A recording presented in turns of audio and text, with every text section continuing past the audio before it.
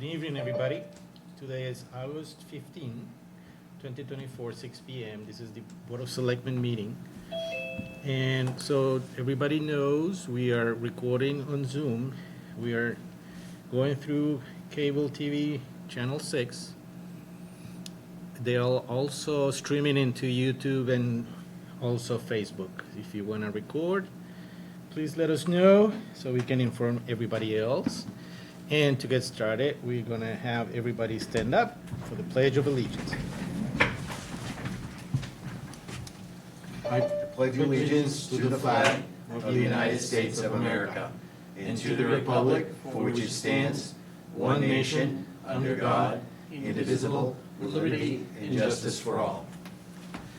Thank you.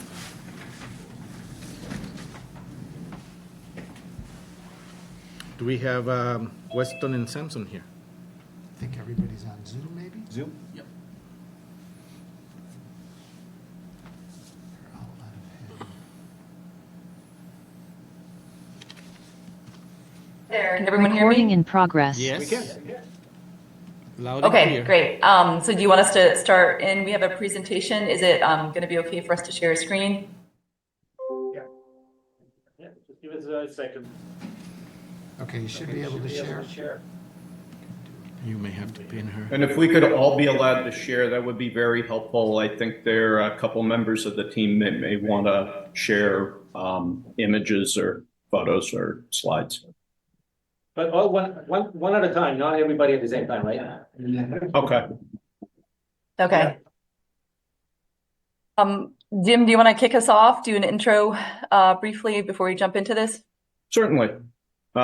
So my name is Jim Reardon. I'm from Weston and Sampson. I'm the team leader of the planning group there. I'm here tonight with Sue Mara, who is my assistant project manager on this project and frankly has been doing most of the legwork. Gene Boyle from Gene Boyle Consulting and David Gamble from Gamble Associates.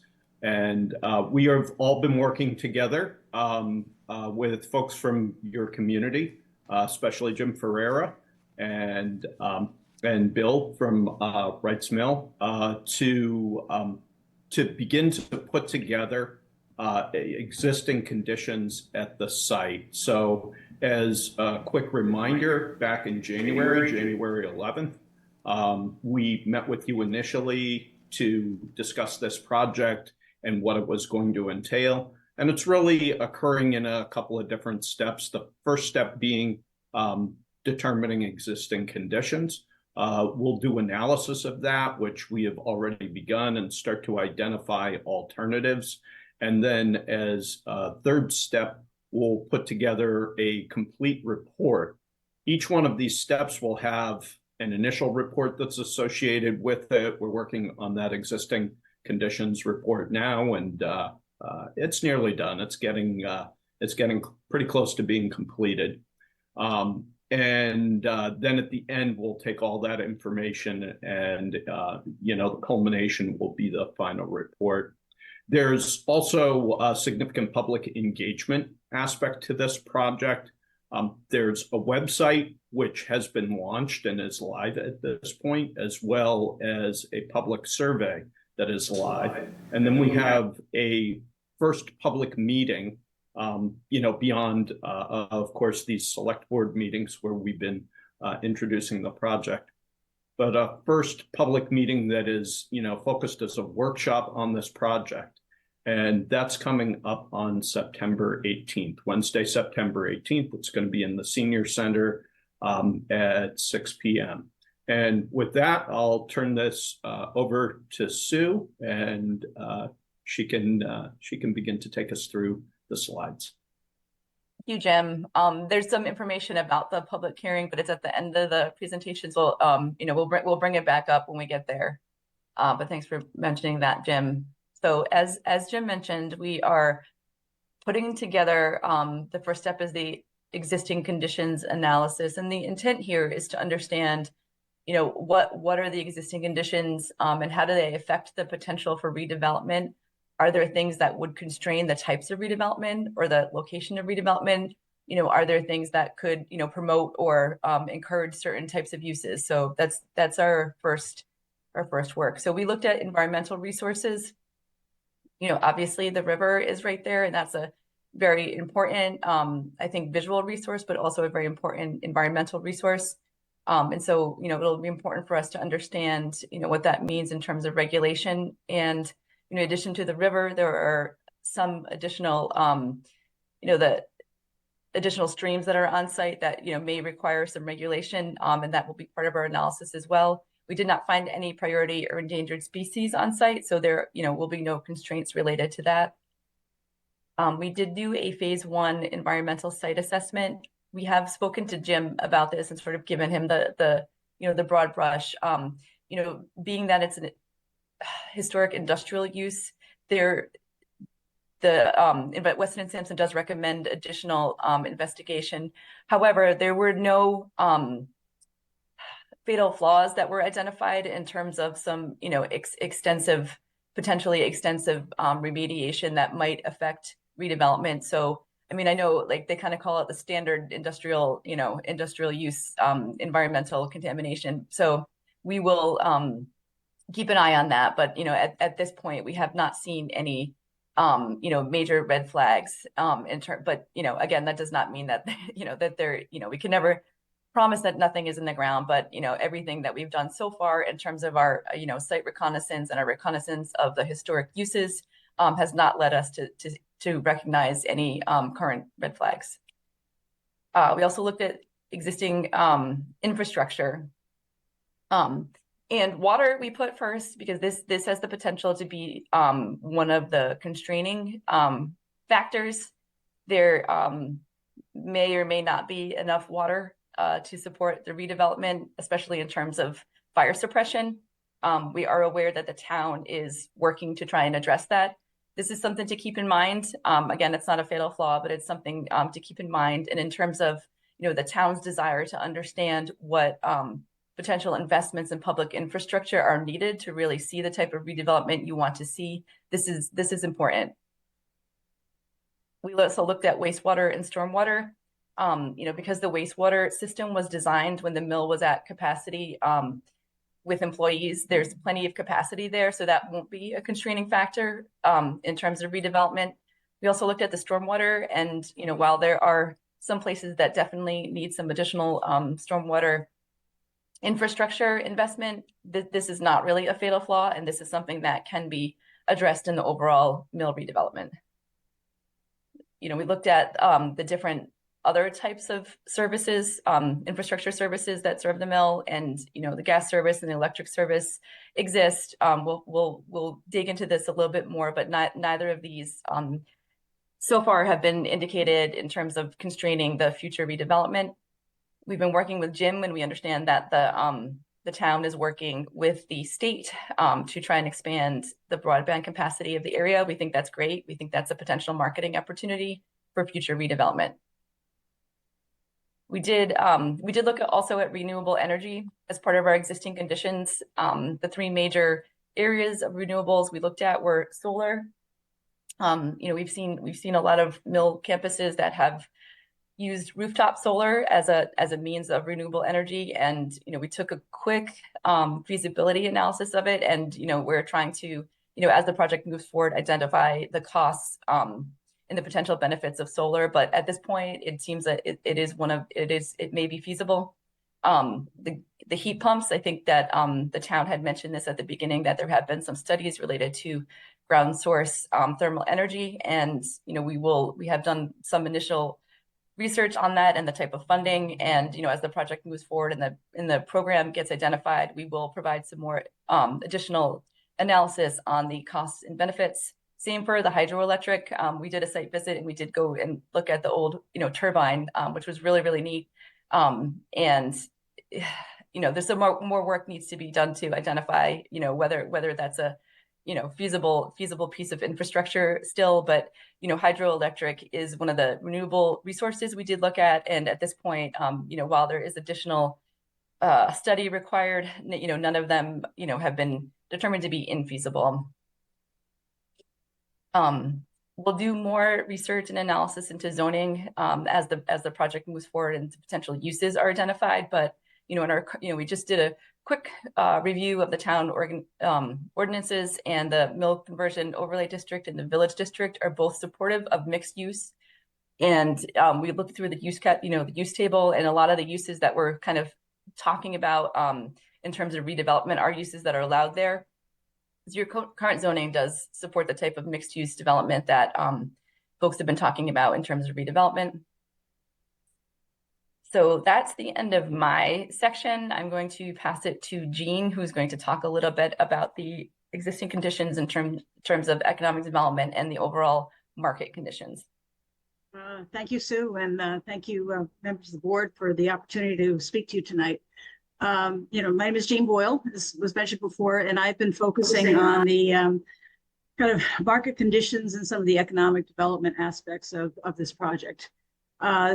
Looking at it in the broad region, obviously we don't want to just focus on Warren itself. The good news is that the residential multifamily market is extremely strong in both Worcester and also in Springfield. And Warren is really well positioned to capture that market. You're a little bit closer to Springfield than Worcester because of the proximity to the exit from the Route 90, but I think that you're actually in a good position for both of those markets. Interestingly, Worcester is considered one of the hottest multifamily markets in the entire United States. So I think that's great news. It hasn't really cooled off. And I think that, as Sue was mentioning, the zoning that is in place for the property lends itself to multifamily and to mixed use development. So I think that really puts you in an even better position to kind of capture that type of use. Industrial and manufacturing. Clearly, it would be great to have a use in there that also generates jobs and economic activity for the area as well. Even though industrial and manufacturing has weakened somewhat in the last year or so, there are certain kind of niche markets that are still very strong. And some of those markets are actually concentrated in Worcester and Springfield. Biomanufacturing, climate technology. These are areas that are really taking hold in those two areas.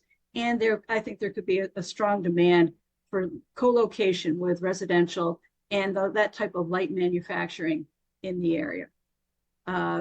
The office market, you're probably familiar that the office market is not doing well these days. I think partly as a kind of a post-COVID thing. There's a lot of hybrid work that's still going on. And if you look at what's happening in the greater Boston area, the market is very, very soft, and it's really not seen to be recovering very soon. I mean, the good news about this, however, is that there are certain specialty office markets in the healthcare industry and some of the technology industries that are exhibiting some growth, once again, in Springfield and Worcester. And I think that there is the possibility that this particular property could capture some of that demand, given its great location midway and its proximity to Route 90. So I think that those are the kind of the uses, the major uses. If there was to be mixed use development, there would certainly also be some ancillary retail type of uses to support what is likely to be primarily multifamily residential and light manufacturing. Next.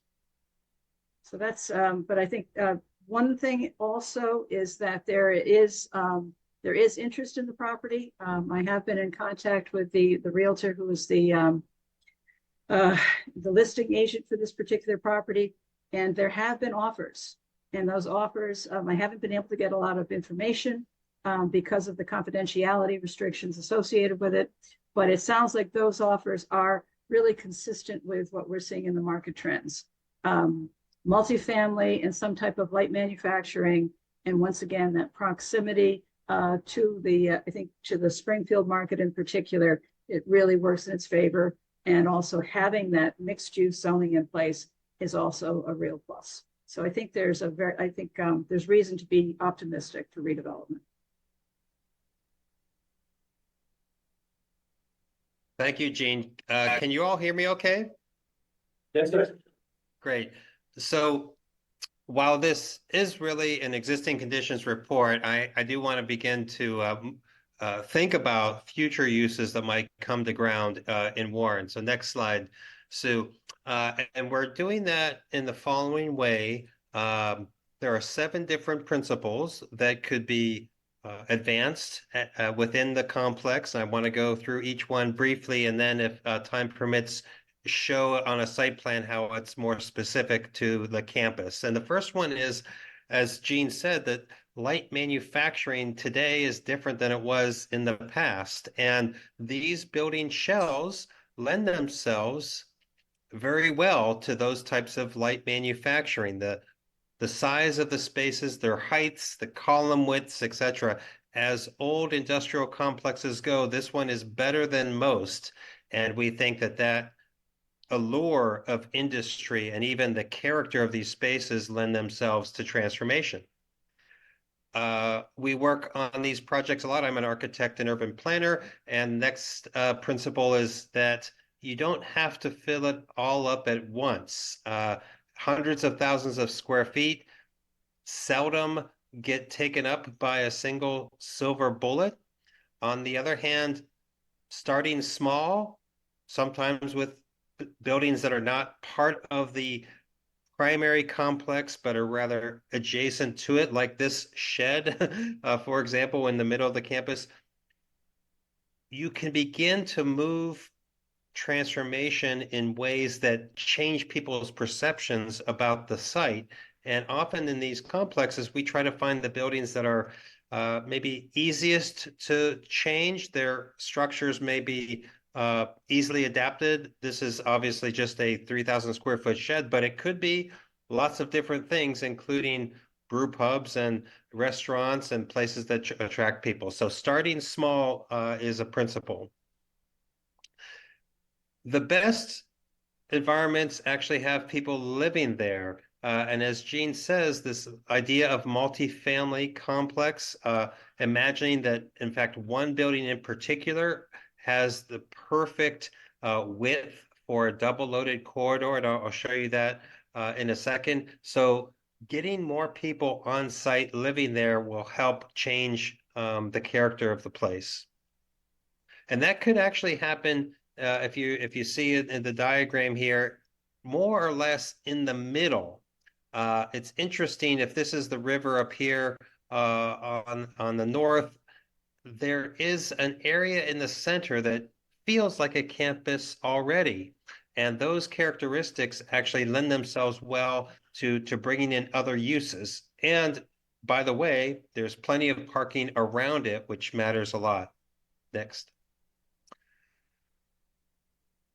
Certain spaces between buildings have priority over others. And if you recall from the property, there is this, in the image on the upper right, there is this long pathway that doesn't seem very special now. The bridges that connect the buildings are quite low, but it is along the main entrance, and it's anchored on both sides by some large surface parking areas. So there's an opportunity to try to change the character of that, less from I would say, a driveway and more into a campus spine.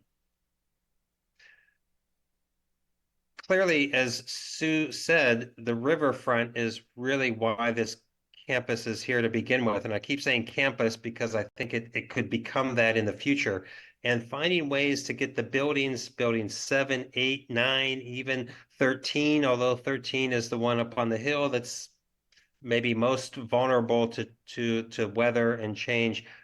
It makes a lot of sense to sort of start there and think about those buildings which have very high street frontage, the street across the way, and that those buildings, like the example on the bottom there, those begin to help people appreciate it more than they would have otherwise. And lastly, what's great about this project actually is that it extends beyond the boundary of the site itself. And if you just navigate up the hill, there's a church, and of course there's a VFW, and there's a park, and in aggregate, there's a way in which the transformation of this site actually can have a bigger impact beyond that. And ultimately, that's what these projects should be about. It's about revitalizing adjacent areas as much as changing that area itself.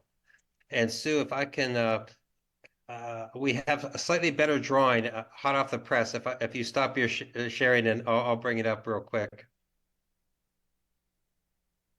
Fine. I think they have to give permission for you to share and then you can do it. Okay. No, you can share. Oh, okay. I think you can just share right over the top of Sue. Okay. Yeah. I wouldn't dare. Oh, Okay, are you seeing my screen?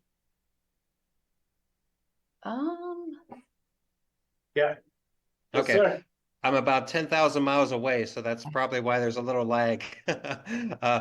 So this first principle is thinking about the buildings in the center, that shed I mentioned, building 12, buildings 11, building 10, which has a smokestack. There's a certain core of the campus there, and if you add the square footage of each of those here on the bottom right, you can see that's 17,000 square feet, which on the one hand is not much space, and it's not 600,000. It's just 17,000. But those three buildings would have a certain synergy between them. And so one strategy is actually to say, let's just try to get those three buildings to be one of those land uses that Gene mentioned. And actually, they could be any of those. Next.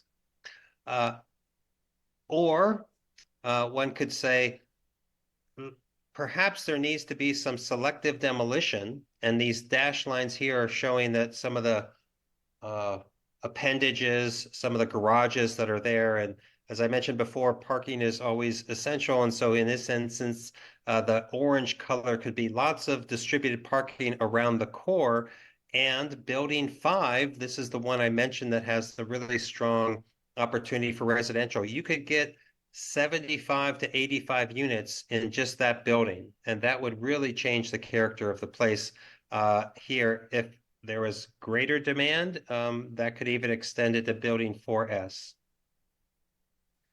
And that would then place greater emphasis on these two alignments. And I'll show you the one I'm talking about across the river here. So one strategy, another strategy is to say, take the building that's most likely to be adaptively reused for residential and focus energies and resources and grants and programs on that. That would really change the character of the campus.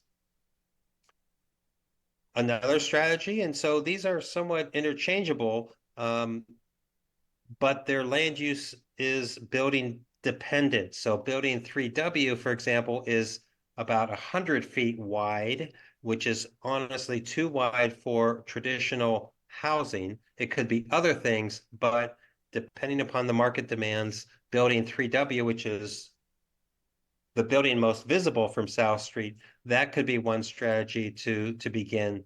And maybe building 2, which was honestly not historic. It's not as historic. It's concrete block. It has a different structural bay. That could be sacrificed, and maybe that's a place to park, or it's a connection over to these two buildings. Building 3W alone is 130,000 square feet. That's, almost a quarter of this complex, which is a big chunk. And then the other comment that I mentioned before, so you might say, or one might say, a developer might say, the buildings that have the greatest presence from Main Street are, in fact, are the riverfront buildings. And so buildings 7, 8, even 11 and 13, that's again 100,000 square feet, but maybe that's the place to begin. And as Sue mentioned, in the next phase, we're going to look a little bit more carefully at the raceway that used to slice through the property and think about that as maybe a new orientation device, as a way to gain power for the complex, etc. And so each of these different versions, and if let me stop sharing for a second. Yeah. I'll bring this up again. And so what we're going to begin to do, with your permission, is start to model this out in ways that are perhaps a little bit more easier for people to understand and to visualize. So we have this little cartoon model. It's not highly detailed, but it's enough to give you a sense that maybe these are the buildings that one should focus on, or conversely, maybe it's this shed building 12, and that has a certain ripple effect in the campus. Or let's look more carefully at building 5. It is in good structural condition. It does have the right dimension, and this, together with lots of new market tax credits or historic tax credits, would make that happen more quickly. So from an architecture and urban design perspective, there's a lot of potential, better than most of these campuses and complexes that we look at. And so the alignment that now has to occur is the overlay of the design piece with the market piece with the environmental piece. And that's really where I think the traction emerges. And with that, I'll stop. Thank you.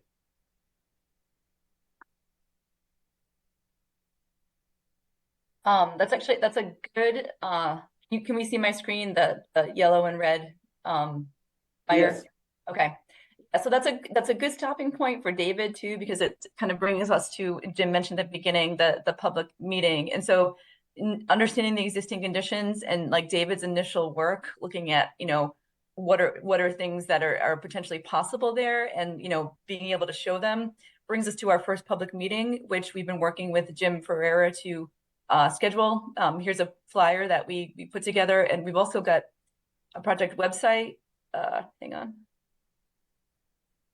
That includes a survey about the project that Jim has seen, and we are ready to publish and let the public see it, and the selectmen and Jim can share this out, as a way to sort of garner some attention and interest in the project, and start to promote the public meeting that's going to be in September. So that's the end of our presentation, and Jim said that there may be some questions, and so we're prepared to answer the questions if we have any. Unless, Jim, you want to do a little bit of a wrap up too.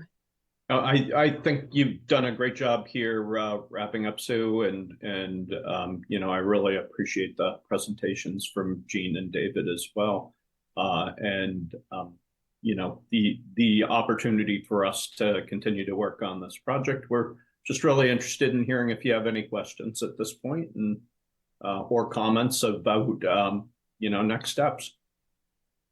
So before we go into the questions and comments, could you just recap on your goals and why are we doing this, so people watching this can understand? Sure. So quick recap is that, as I mentioned at the beginning, this project started in January. The idea is, of course, to try and reinvigorate Wright's Mill, which is, as you've seen, in pretty decent shape, given the fact that it's been in disuse for a while. The idea, of course, is to try and reinvigorate that with some economic development opportunity that would extend throughout the community, help buoy the community's economic opportunities, as well as extend to the region.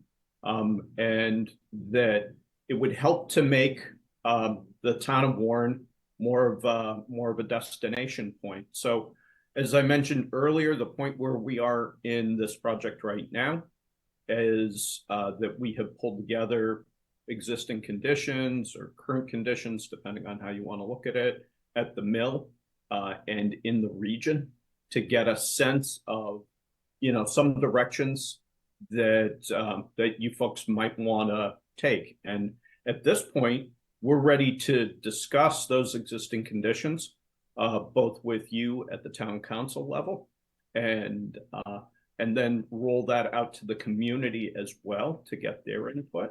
Next steps would be pulling that input in and starting to move forward with ideas for alternatives. We want those alternatives to be informed by your input. We want those alternatives to be informed by community input.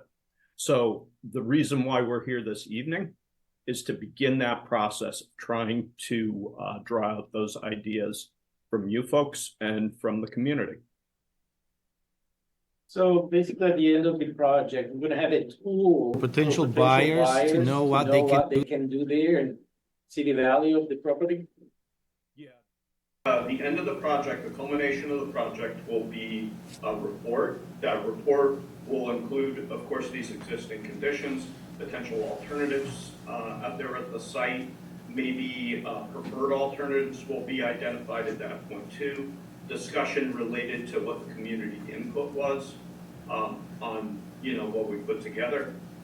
You'll have access to the website that Sue mentioned, so if you want to carry that forward and keep that live, be able to do that. And one of the things that will be included in the final report is sort of a marketing piece, if you will. And that will be, something that briefly describes what's out there at the site and where the opportunities are. The idea is to make it sort of a glossy presentation that will be, compelling for folks to look at and useful for people in the marketplace, useful for folks who might want to relocate to Wrights Mill once it gets redeveloped, and to set it up so that it's easy for you to market it. And to finish my question, do you have a timeline that we can share here for this project? Yep. So, yeah. Let me see. I have that up.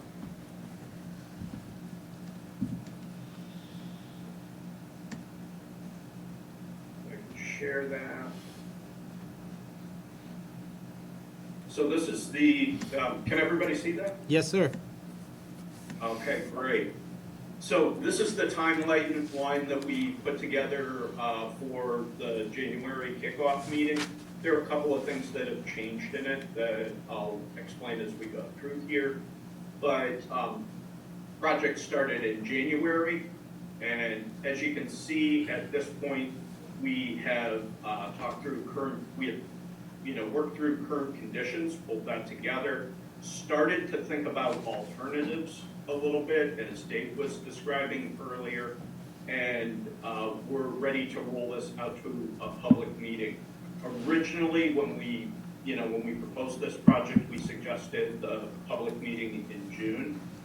We talked that over with Jim Ferreira and other people, and it seemed to make more sense in general to folks that we push that out to September when, the kids are back from school. It's not summer months when people are planning on taking off for vacations and things like that. So that public meeting has moved out to September a little bit. And, once we've had the public meeting, the next step will be to really start to think through those alternatives. We're going to identify 3 primary alternatives and begin to think about the key benefits for each alternative. Infrastructure upgrades that might be necessary for those alternatives, zoning, permitting, funding options. And so we will pull that together for roughly December. As you can see here, the website is, we intend that the website will be open throughout that period of time and through, the remainder of the project. We would anticipate probably a public meeting in about February. And that we would begin to draft up final steps, the media and marketing plan, and so forth, and really get ready for pulling together the final report in May or the June timeframe. This project is slated to finish up by June 30, no later than that. That has to do with the grant deadline. This project, as I'm sure you know, was grant funded by EDA, the Economic Development Agency for the federal government. And so again, they have a grant deadline, a sunset on this project of June 30th. And so we've set the schedule up to meet that. Thank you. David, do you have any questions? No, can you just bring up the website again? What is it? So we can share that? Yeah, sure. Right, Mills. Hold on just a moment. Rightmillsmasterplan.com. Oops, that is here we go. So I'll go to the About the Project website, front page. Have we And here advertised it this is. on Facebook? It just got released today. You just got Oh, it. okay, No. all right. So we're gonna put it out on Facebook, social media, put it out everywhere? So the idea at this point is it's live, you could go and look at it. People wouldn't know to do that until the advertising is done. So, as soon as, we all feel that it's ready to publicize, we can do that, and it's up and ready for people to view. Could I ask a little thing on the website? Could you put a link back to our website? Like if you click on the seal or anything? There is, on where it says town site, Oh, here, it links back to the website. right there. Right there. Oh, to the town website? Yeah. Make it a little bit more obvious or something so it looks, that we are attached together. Thank you. Sure. Rich, do you have any questions? No, I don't. Seems really interesting, though. I'm sort of excited to see what happens. Very good. Yeah. Very good start. Jim, do you have any questions? No, no. Does the public have any questions? Yes, sir. You said you had some Please offers? state your name. Tim Barshin. You said you had some offers already? Jean can talk about that. We don't have any offers. I think the owner has been in talks, but Jean is the one who has been, is aware of that. Yes, the commercial realtor, SR Realty from, who's out of Springfield, has received a couple of offers for the redevelopment of the property.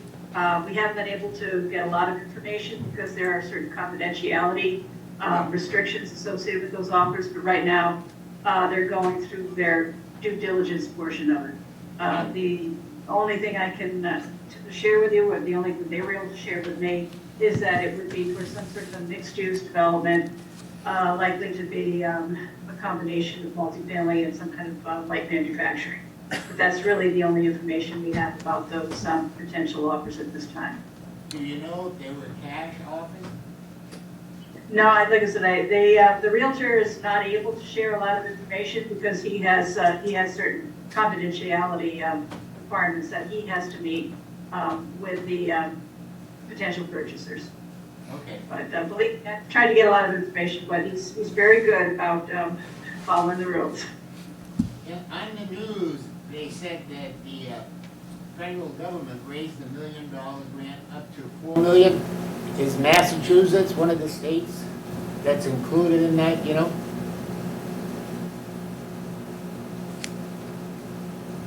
I'm not sure Not which sure. grant.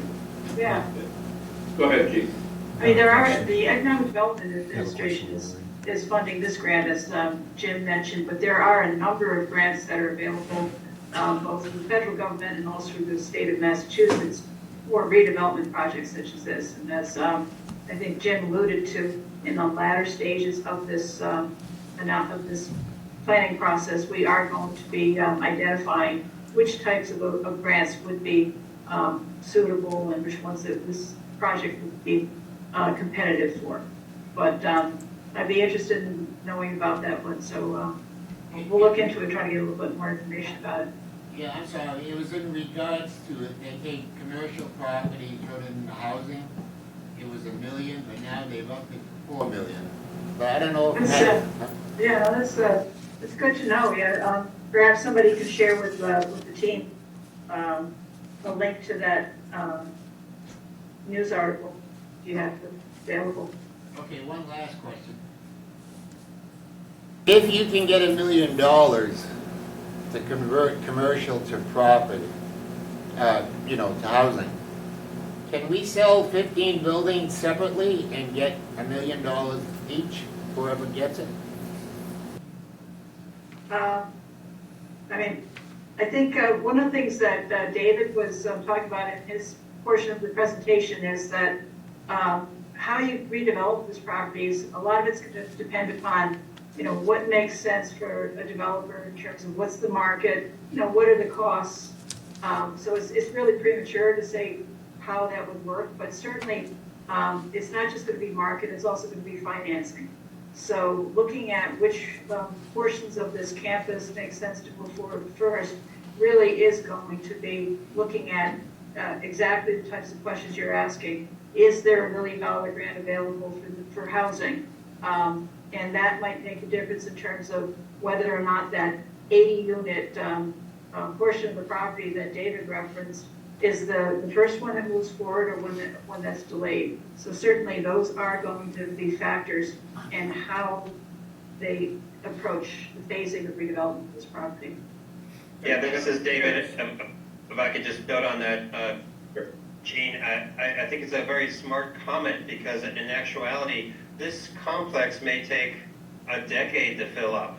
And honestly, different buildings are better suited to different uses. And so if one begins to think about reparcelization or carving out different pieces so that there could be a master developer and then different developers that have different skill sets start to redevelop individual buildings. And that tends to be a more likely scenario rather than having one company that's in Springfield or Worcester or Boston relocating and absorbing all of it. So I think finding ways to subdivide could actually be a very smart move. Sorry, Jim. No, that's perfectly okay, David, and that was a very salient point too.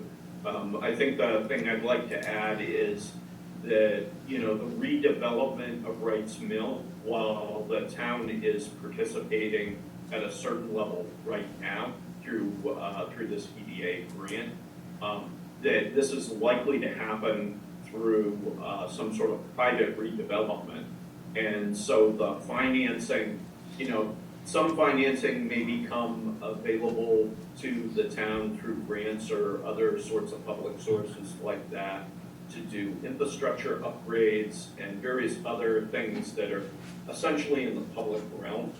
Probably at the private level, there'll be different sources of financing. And that's not to say that a private developer wouldn't be eligible for some sorts of grant funding. But I imagine there'll be a mix of financial support sources, I guess, for this redevelopment. Thank you. David, you had another question? Yes, sir. You have a project video that's going to be posted on the website that you have. Do we have a timeline when that's going to be videoed and posted? Yes, so. Yeah, oh, go ahead, Jeff. So we've been, I'll let you add to this as well, Sue, because you may have more specifics on specific times. But we've been working on putting that together, you know, storyboarding it, so to speak, you know, in the vernacular of videos and so on. You know, that has been drafted and it's, you know, getting close to being ready to go. I don't know about an exact launch date at this point, and maybe Sue, you know a little bit more about that. Okay, thank you very much. No, that's about right. Like, we've written all the scripts, we've done all the pictures, and we just, you know, we need to get it wrapped up together. So in the next couple of weeks, I think that we will see one on the website.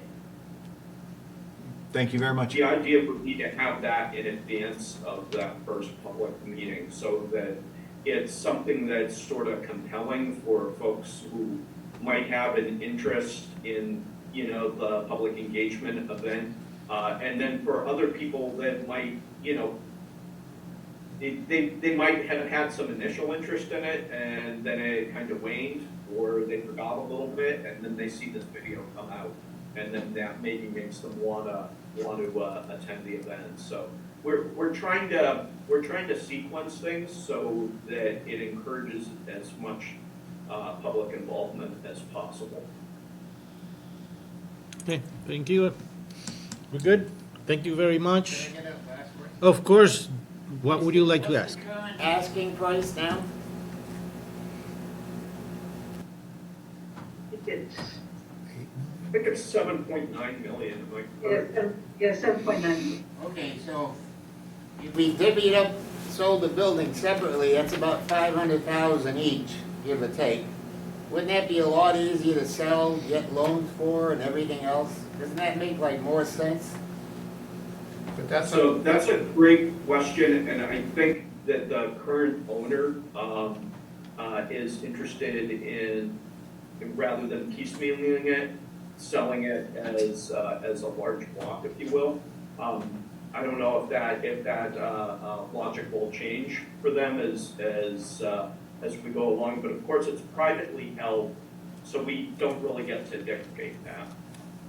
My understanding is that the offers are for the property in its entirety, but like I said, things could change. It's still, we don't have a lot of information, but I think to the points that Jim and David made, just because one developer might purchase the property in its entirety, it's unlikely that, given the property's size, that it would be developed by one developer. Once the master developer, if you will, owns it, then that gives them the ability to split it up into more kind of digestible chunks, and also ones that are maybe within the wheelhouse of a particular type of developer. I think that's a kind of a to be determined scenario at this point. Okay, thank you. And some buildings are quite small, 3,000, 5,000, 7,000 square feet, and might require a lot of remediation, and other ones are quite expansive, 130,000 square feet, and could be occupied tomorrow. So it's very, there are a lot of factors at play, but Gene's right. It would be terrible, frankly, if a developer bought it and demolished the majority of it for whatever reason. I think that the notion that there is embodied energy here matters, and the character of these spaces are actually what make them unique. I'm not saying that any of those offers are looking to do that, but I feel one needs to guard against that possibility as best as you can. And also keep in mind, it doesn't have to be subdivision either. You can also enter into ground leases. I think that sometimes that's the approach too. Subdivision can get complicated, especially when you have a property like this that has somewhat limited frontage because of the river. So I think that oftentimes the approach with a master developer is to just enter into ground leases for particular portions of the property, particular buildings. All right. Very good. I was going through all the questions you have on the survey. Almost got it done at the end. I'll finish it up later. Thank you very much for the presentation. Thank you. Great, yes, just share the survey with everyone and encourage them to take it. Thank you. We will send it out. Really responded on it too. Yeah.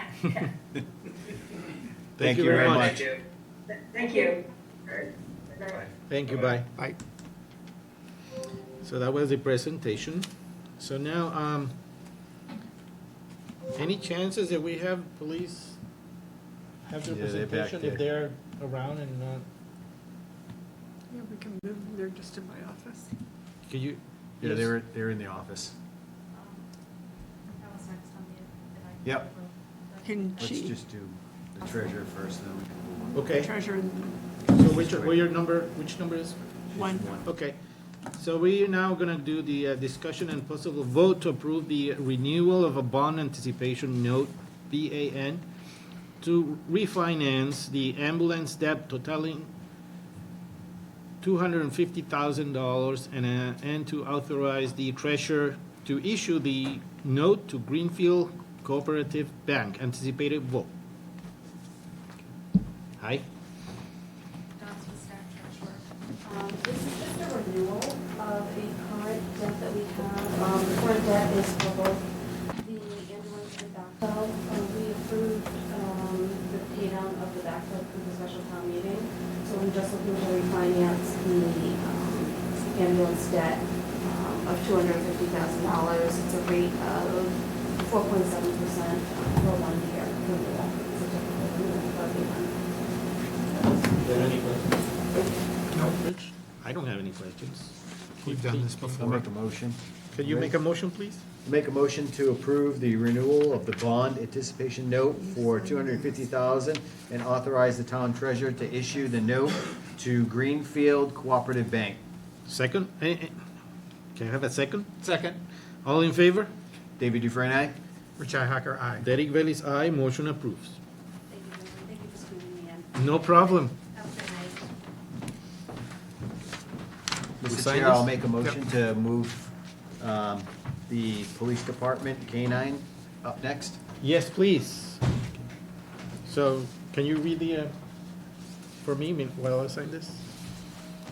Yep. So we have on the agenda, discussion and possibilities. No, that's not it. Number 3. Where are we? 3, no. Okay. This was a tabled item from August 1st, 2024 meeting. It's a presentation by the police officer Brian Pfister on obtaining a comfort and search canine for the police department. Awesome. Hello, good evening. Welcome. How's everybody? Very good. How are you? All right, Officer Pfister with the police department. That's my personal dog that we're hoping that you guys will allow us to do it. But part of the budget, you know, that's always a concern for everybody is finances. Dog is already in our possession. Training is covered by me. Not a lot of money for comfort therapy training for the dog, so I'm gonna cover that myself. I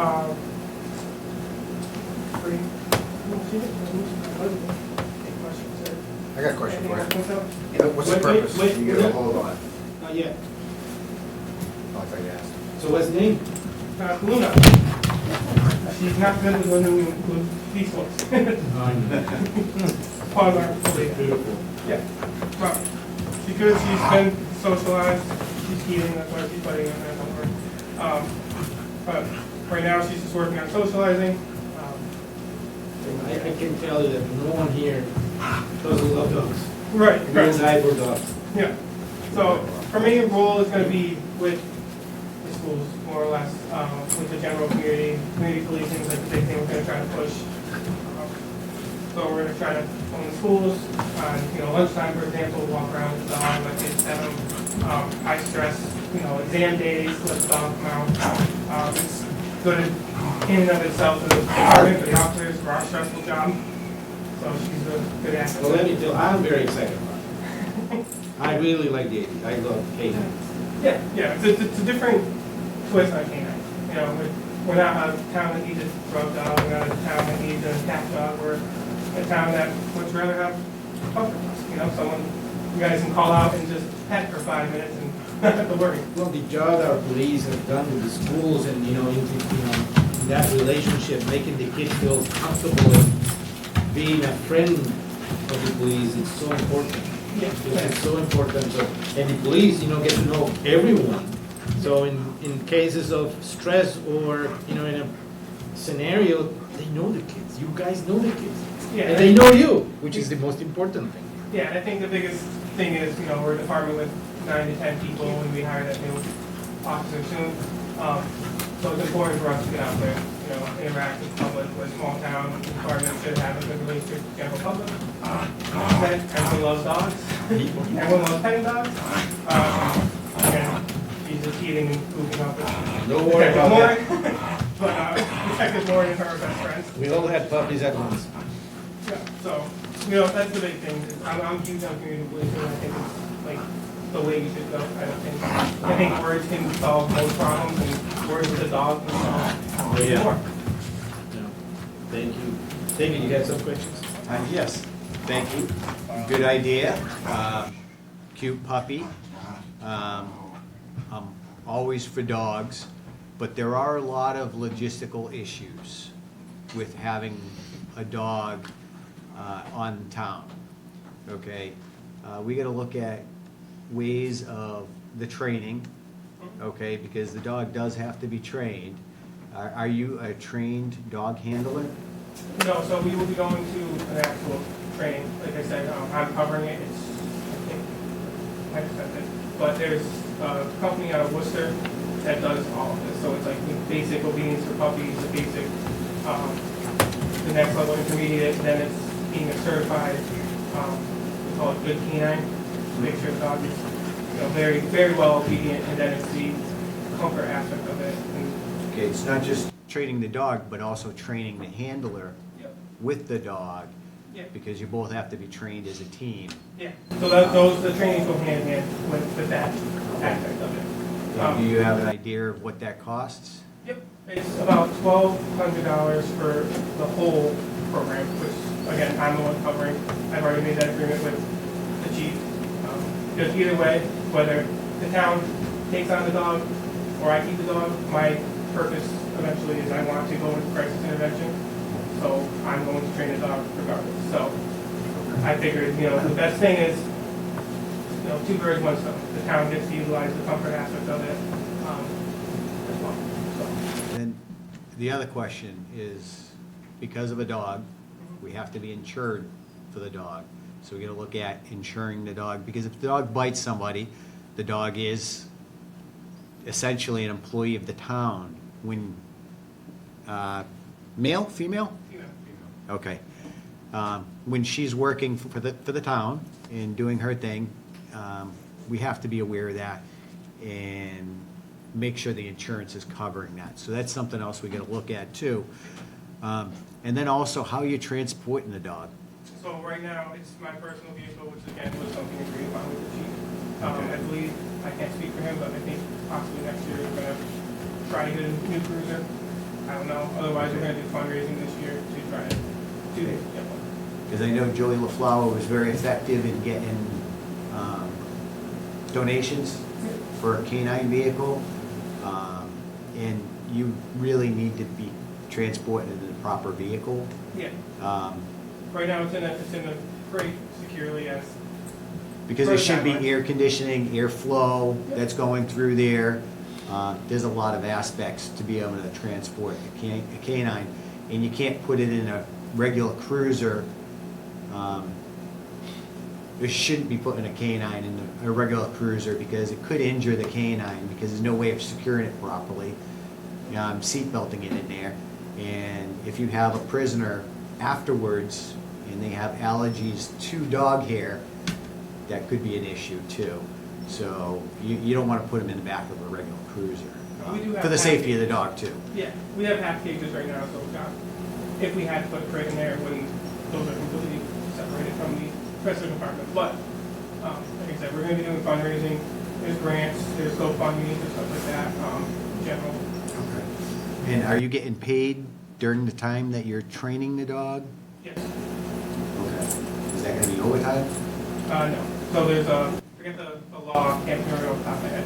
There's a law that any canine handler is either paid for 4 hours of overtime, or they leave 4 hours. So in agreement, the training per week is about 4 hours, so instead of leaving my shift or anything, we pay for that. All right.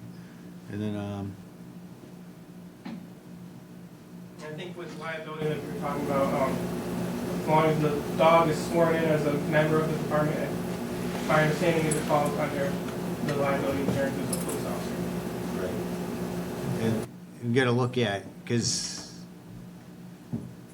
you know, that's gonna be your own personal dog, because typically a canine belongs to the town.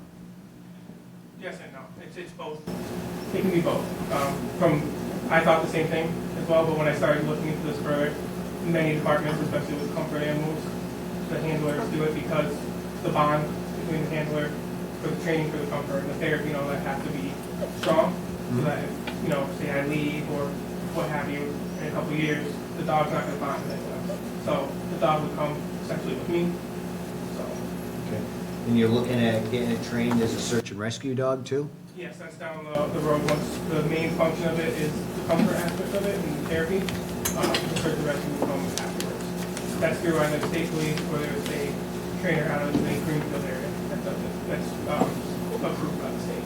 But primarily, right now, it's gonna be a comfort dog. It's the primary focus right now. Sir, whatever trails you go through to get this and, things, you have my support. I'll help in anything, you can. This is something really nice for the town, it's much value. So whatever the law says, you will, try to all work it around. Appreciate it, yeah. Good to know. Yeah, just great initiative to start this, and good luck, and keep us up to date, what's going on. Yeah, definitely. Like I said, I plan to utilize the dog as much as possible. I think community policing is like what the world should have. We shouldn't be all scary and afraid.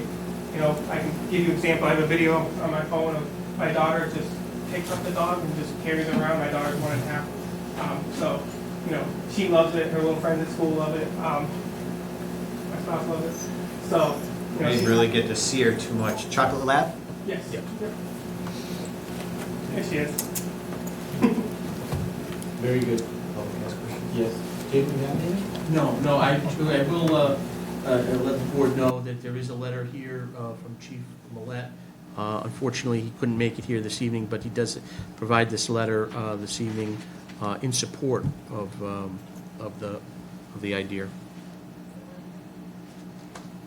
I'll tell you right now, that is more of my example. She does her job.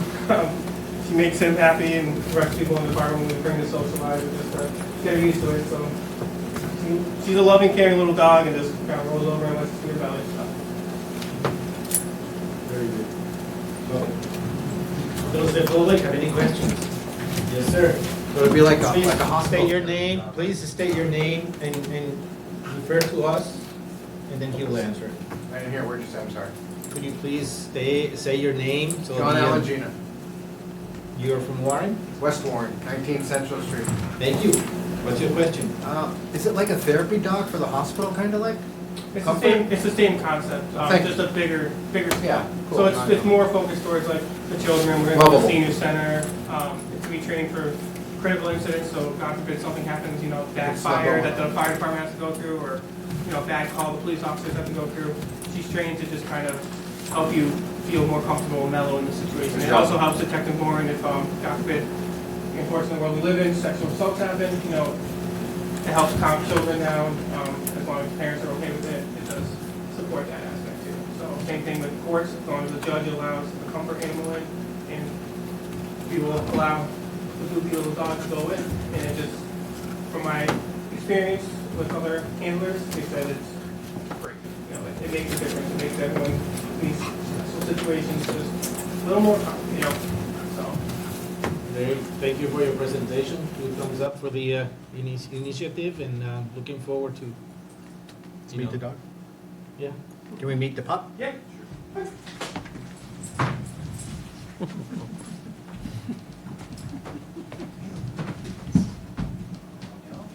You're a cutie.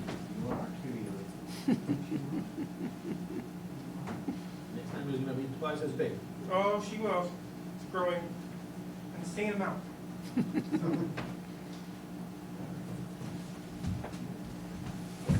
know any commands yet? That's it. She does when she has toys. She's still training. She obeys me. Watch. Do whatever you want. There you go, see? Wasn't her best life. Totally paid attention to that. Told you. Totally looked at you when you did that.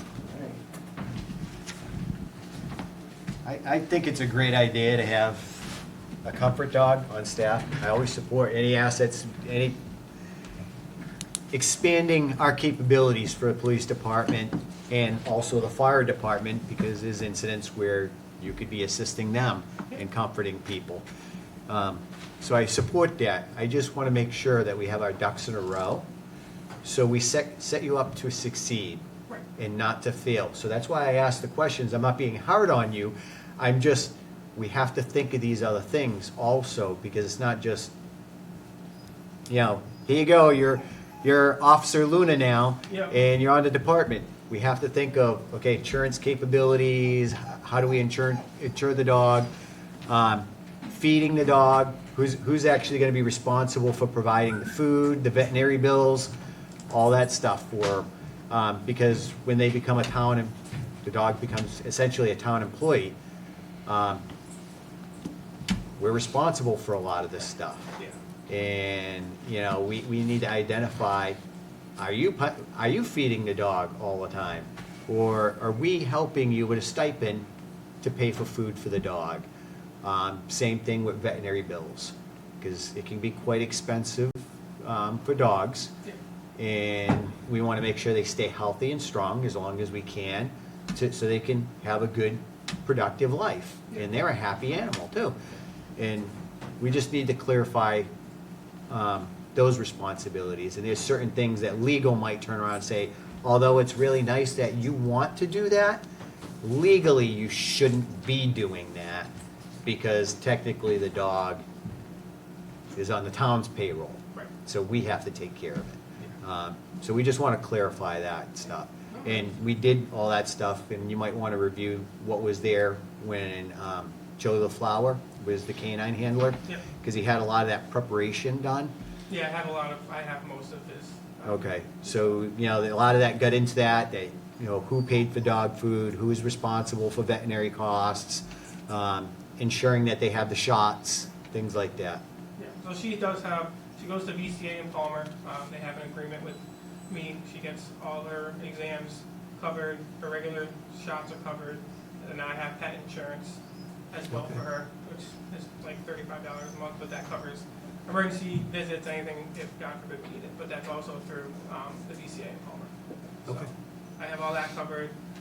You know, the best way that I can explain, like I was talking to the chief about it, is essentially she's like my pet, you know, so she's gonna be fed by me, she's gonna be taken care of by me. You know, I take on that responsibility. So at the end of the day, if the town says, no, we can't do it, I'm gonna continue, you know, on my end, on my personal time, training her to kind of go on that route, so that's how I look at it. Again, I don't think anybody's saying no or against it. We're not against it. Oh, yeah, no, We it's just, further explaining. we need to make sure that we set you up to succeed. And we want Luna to succeed too, because again, I think it's a great idea. Kids love dogs at schools, and we want to see it happen. Just let's make sure we check check every box and everything's good, and this way we don't have any technicalities. Yeah. So what's the next step on the end of the board? Well, I think you're gonna work with Mr. Ferrara and clarify some of those details, right? Find out about the insurance. We're probably gonna have to draw up an agreement. Some MOU, memorandum of understanding, we could get that. Because in this way, he understands that what he's taking care of and what the town is responsible for under this too. And at that point, we would, once we get that all agreed to, then we would actually appoint the dog as a police officer in the town. Badge and all. Yep. So, a little process, and once you get through that process, we'll be good. And I think she's adorable. And I think she likes, She likes the chief. the chief. She likes both chiefs. Everybody likes him. Exactly. Everyone loves both the chiefs. Awesome. Very good. Thank you. Any other questions, concerns, comments? Public, any questions? Thank you very much. All right, thank you for your Thank time. you. Thanks. So now we're going to discuss about the possibility of creating a special subcommittee to address updating the town bylaws regarding problem properties and to address quality of life issues in town. Vote anticipated. Thank you, Mr. Chairman, members of the board. This was talked about at a recent Board of Health meeting. And the discussion was about dealing with, continued problem properties in town and quality of life issues. And some of the feedback that we had received from some of the departments, indicated that our current bylaws may need to be adjusted, amended, provide better clarification, have more teeth. And this would allow for us to go out and to solicit members of the public to serve on this committee. to look at, addressing the bylaws around quality of life, problem properties in and out of town. And this would allow for this committee to propose recommendations, changes, modifications to the existing bylaws, additional bylaws, and hopefully that this committee, once established and once it gets going, will have brought together some ideas that can be presented at town meeting, annual town meeting in June next year, for consideration for adoption. So very, very good. How many members are we looking at? We could start with, anywhere between 3 or 5 members committee, to really look at, some of, potential bylaws or, adjustments to bylaws. We could advertise it. But I would recommend either 3 or 5 member board. Do we have any interest in this Not- at all? Not yet. I mean, I haven't even publicized it or done anything. I wanted to see what the board's thought was, and if we do think it's a good idea, then obviously we can solicit people to serve and try to get some people. Here, take Aren't this there, and aren't bring there me already boards for big this one. though? Yeah. Because Board of Health handles. Yeah, this is breaking it down to a little bit more of a more focused board, where it will just focus in on, issues regarding, quality of life issues or problem properties. This will address those specific areas, whereas, some of the other boards are more broader stroke. This would have a specialized committee that would be charged with a specialized task of looking at these specific bylaws. And certainly, other boards, like Board of Health and other committees, could, make recommendations to this committee, could offer testimony, could be involved in the process as well. Mr. Chairman, also the police have asked to have this board also look at the penalties for, like, example, having too many cars. I know Officer Williams came to me and said that he wrote a ticket, but there's no fine. So then the ticket's worthless. Yeah. So that's stuff that can just be brought, Officer Williams could just bring it in front of the board. Yeah. And Right. present it in front of the select board to put a monetary, because we've looked at these before, and, these are things that could easily be done by the board, by these departments per recommendations. We have a hard enough time getting people to join regular boards. We have conservation that's short, assessors, I think Board of Health is still looking for somebody, right? Are No, I they think stay full? Veterans Committee, there's all kinds of committees that we don't have any members or not enough. And we're looking at creating another committee that we probably won't be able to man. That should, honestly, these issues should be brought up to the departments. Quality of life issues are Board of Health. Fine issues are the select board.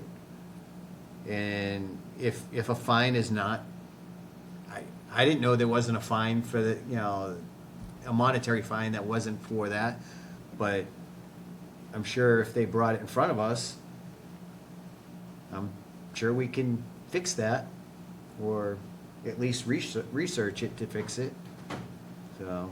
Yeah, he said there's several, that there's just, Well, they should make a recommendation. The police department should make a recommendation and say, hey, these fines aren't doing it.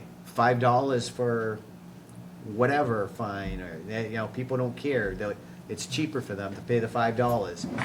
And if they're non-enforceable, then people aren't gonna pay it anyways. So maybe that should be a recommendation from the police officers, and, the chief or the lieutenant should take that project on and evaluate the fines and make a recommendation. That's an easy fix. I'm just saying. So, what do you think? Well, that certainly is an option, and that's something that can be done. This is again, how a lot of communities tackle these things is they set up a group. I understand the argument of, it's tough to find people to serve. It really is. And I understand that.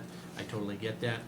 That maybe, that, we could, look at, just having it go through departments. But it seems like that has not been done.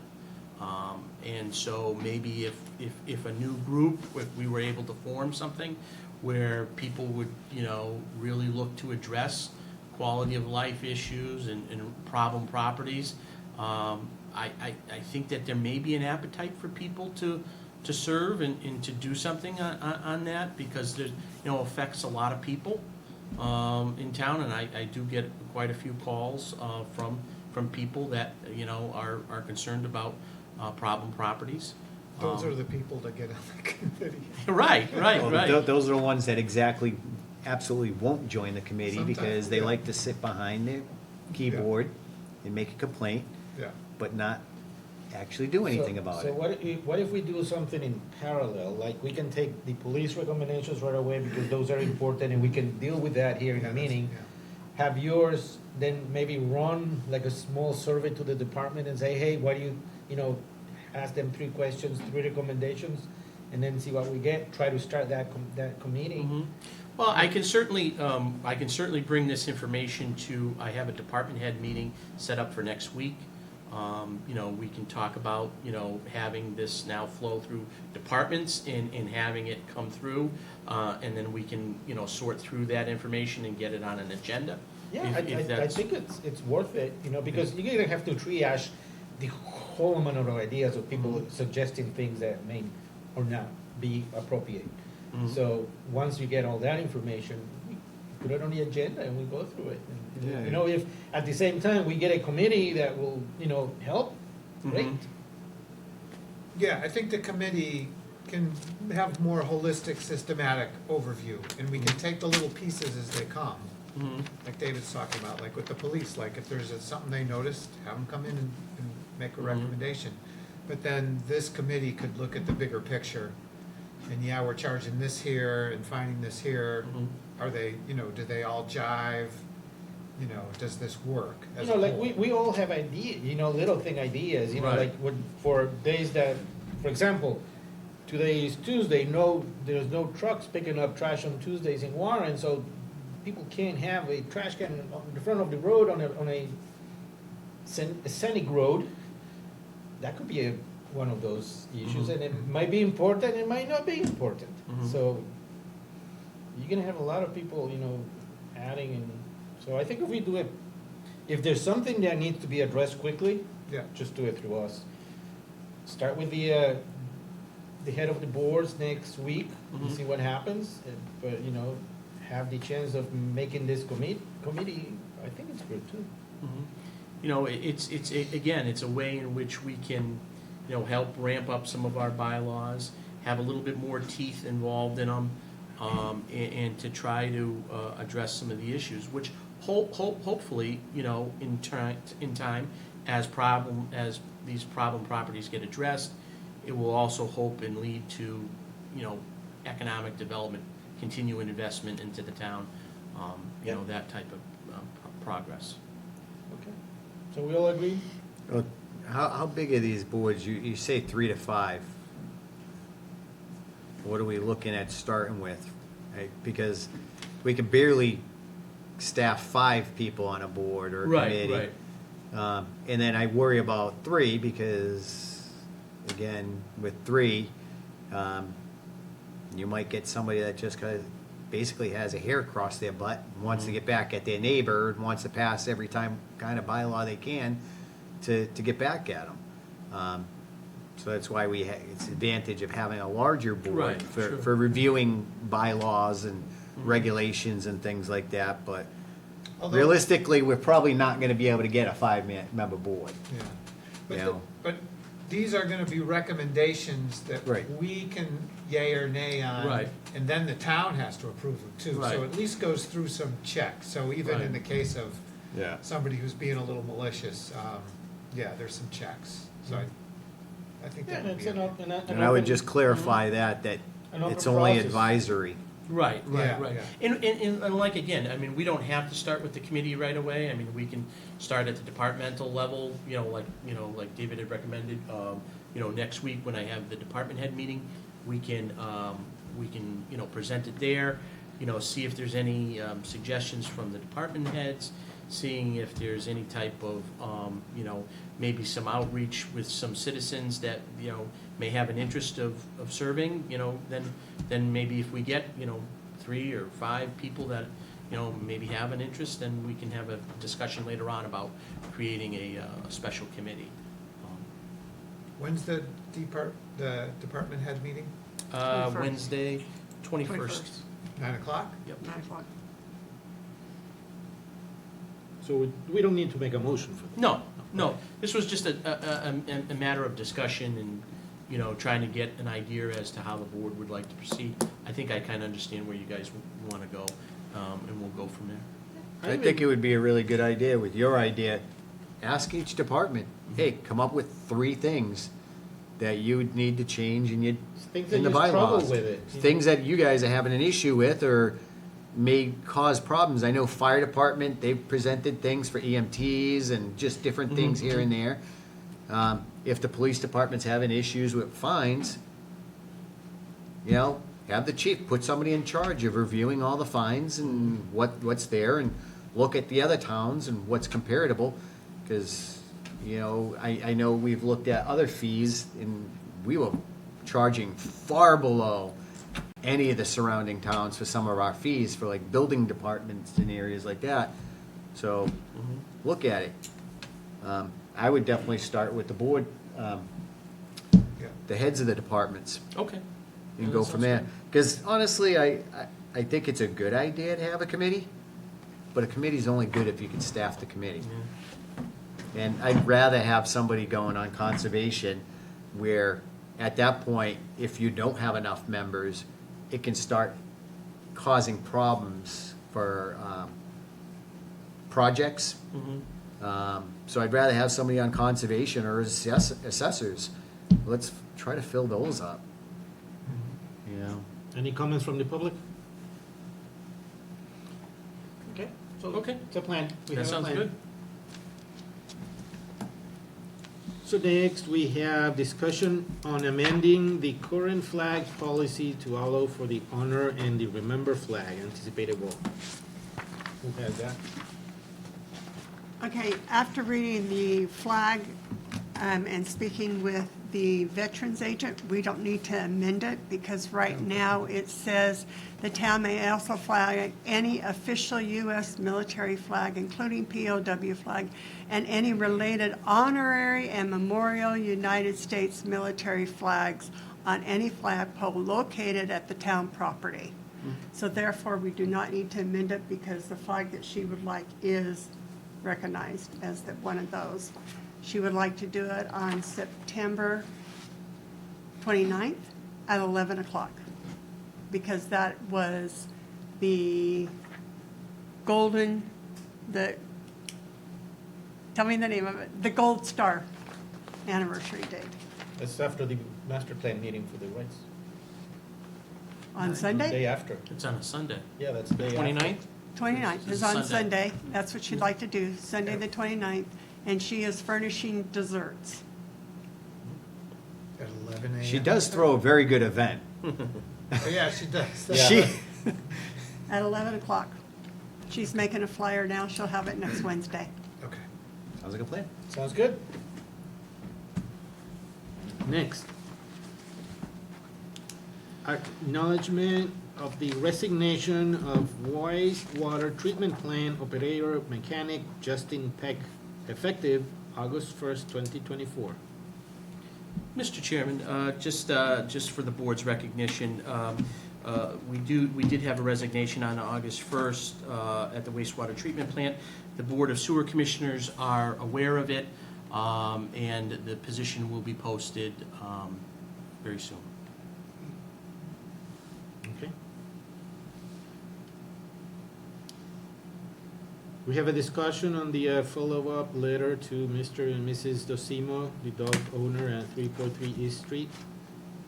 We don't have that letter yet. We need to table that. Table that. Warrants and bills. I'll make a motion to pay the following warrants. PR 05 for $50,107.05. PR 06 for $59,612.17.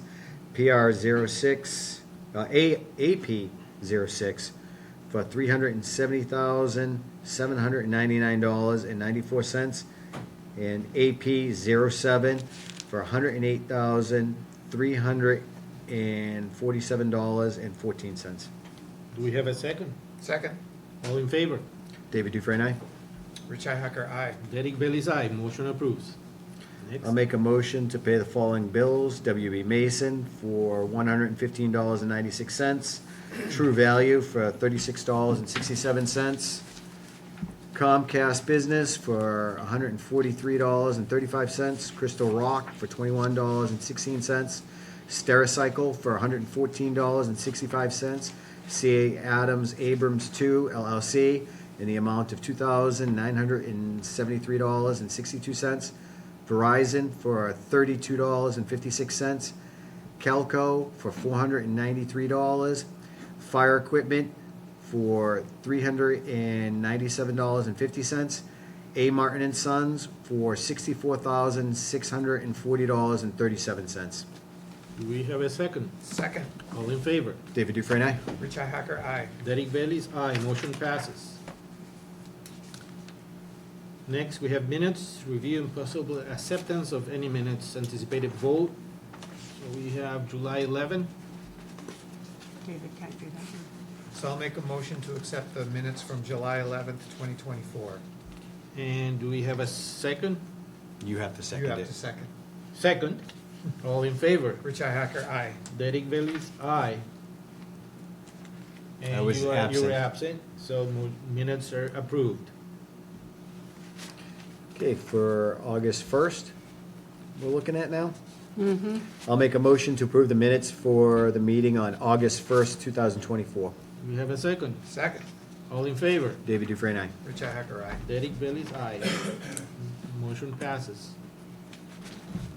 Next, we have the town administrator report. Thank you, Mr. Chairman, members of the board. I have a brief report this evening for the board. One thing I would like to bring the board's attention is that Chief Millett is back. He has been cleared to return from his medical, and he's back as of this week, so he's back in the force.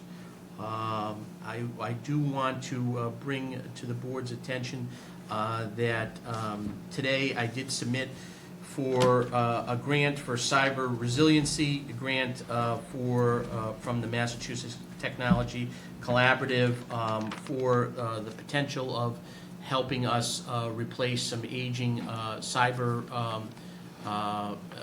security issues with our old computers that we have and our old IT infrastructure. This grant has the potential of us getting up to $25,000 to help replace some of our aging computers. There's about 19 computers that have been identified by our current IT provider that will not support Windows 11 in the future. And some of the upgrades that are needed to these computers are going to be needed to help us prevent any cyber security issues that we may encounter. As you may recall, the town had put aside some money at the town meeting in June for the replacement of these computers. I'm hopeful that, along with this, if we are successful in getting this grant, that we could potentially only have to use a portion of that, of those funds. But, you know, this is not a guarantee. The application was submitted today. There's an assessment that had to go along with this grant that was actually performed by TOS. And TOS, as you may recall, was one of the competitors for our IT service. So TOS is in the process of doing an independent analysis of our system. This assessment is provided free from the state. So even if we don't get the grant, we will still have an outside assessment done free of charge by EOPS in Massachusetts for you know, looking at all of our security issues related to cyber. So we're going to get this free health check that should be completed within the next 3 to 4 weeks. Again, having this assessment done was part of the grant application, which we did get it done, and it is provided in our packet today that went to the state. So we're hopeful that, you know, that we will hear some good news in the coming up months. But it is a competitive grant. Another piece of information that just came out yesterday is that we got a letter from the governor and the lieutenant governor about FY25 community compact grants that are going to be made available starting on August 19th. So best practices will be up first as part of the category. As you remember, that 2 years ago we were successful in getting grants from best practices, and since we've completed those grants and now we sat out a year, we're eligible to reapply. I am going to be applying for a best practice to address our wage compensation plans study. That was, again, money was put aside at town meeting, but if we don't have to use town meeting money, I'd like to see if we could get a grant from the state to cover those costs. It's estimated to be anywhere between $20,000 to $25,000. So I will be applying for best practice immediately on Monday when it's available to get us in there. And I'll be looking for another best practice as well to hopefully that we can be successful and not have to use town money for that study. So that is coming out on the 19th, and then later on in September, mid-September till October 10th, there's going to be an efficiency and regionalization grant that is part of the community compact grant that we would be eligible for partnering on a regional level. If we have a project that's viable that we could put in for. And then there will also be an IT grant that is running beginning of the year, January 6th to February 6th. And as you remember, 2 years ago, we were successful in getting $65,000 for VADAR, for the implementation of VADAR. We got that through that grant 2 years ago.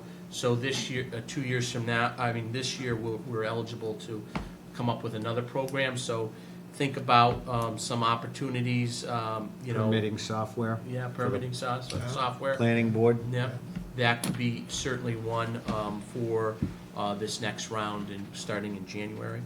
And then municipal fiber grant, which is a competitive grant, will be making its way out on March of next year till April of next year. So there's some grants in the pipeline that we're looking at. There's also one for some car seats till the end of the month that I'm going to be signaling to the police chief to have his department apply for some car seats and to do some traffic safety initiatives. See if we can get some more of those the speed signs. Speed signs, I don't know if they're part of this grant, but they may be in the future for some traffic safety, absolutely. I am currently also fielding and working on with the senior center issue for finalizing the dishwasher, the stand upright dishwasher. We are working with a general contractor, a plumber, an electrician, to get some quotes together, as well as Kittredge Singer Equipment has provided us a quote for the dishwasher and for some other products that would be associated with the dishwasher, some sanitizing tables, as well as the senior center director is interested in getting a new range that she had put money aside for within her own budget to do. So I did make it down to the senior center today to just, look at the kitchen another time. We did have the contractors in here a couple weeks ago giving us quotes, but the kitchen looks totally changed from just a week's worth of time when we had our new cook that's down there to now.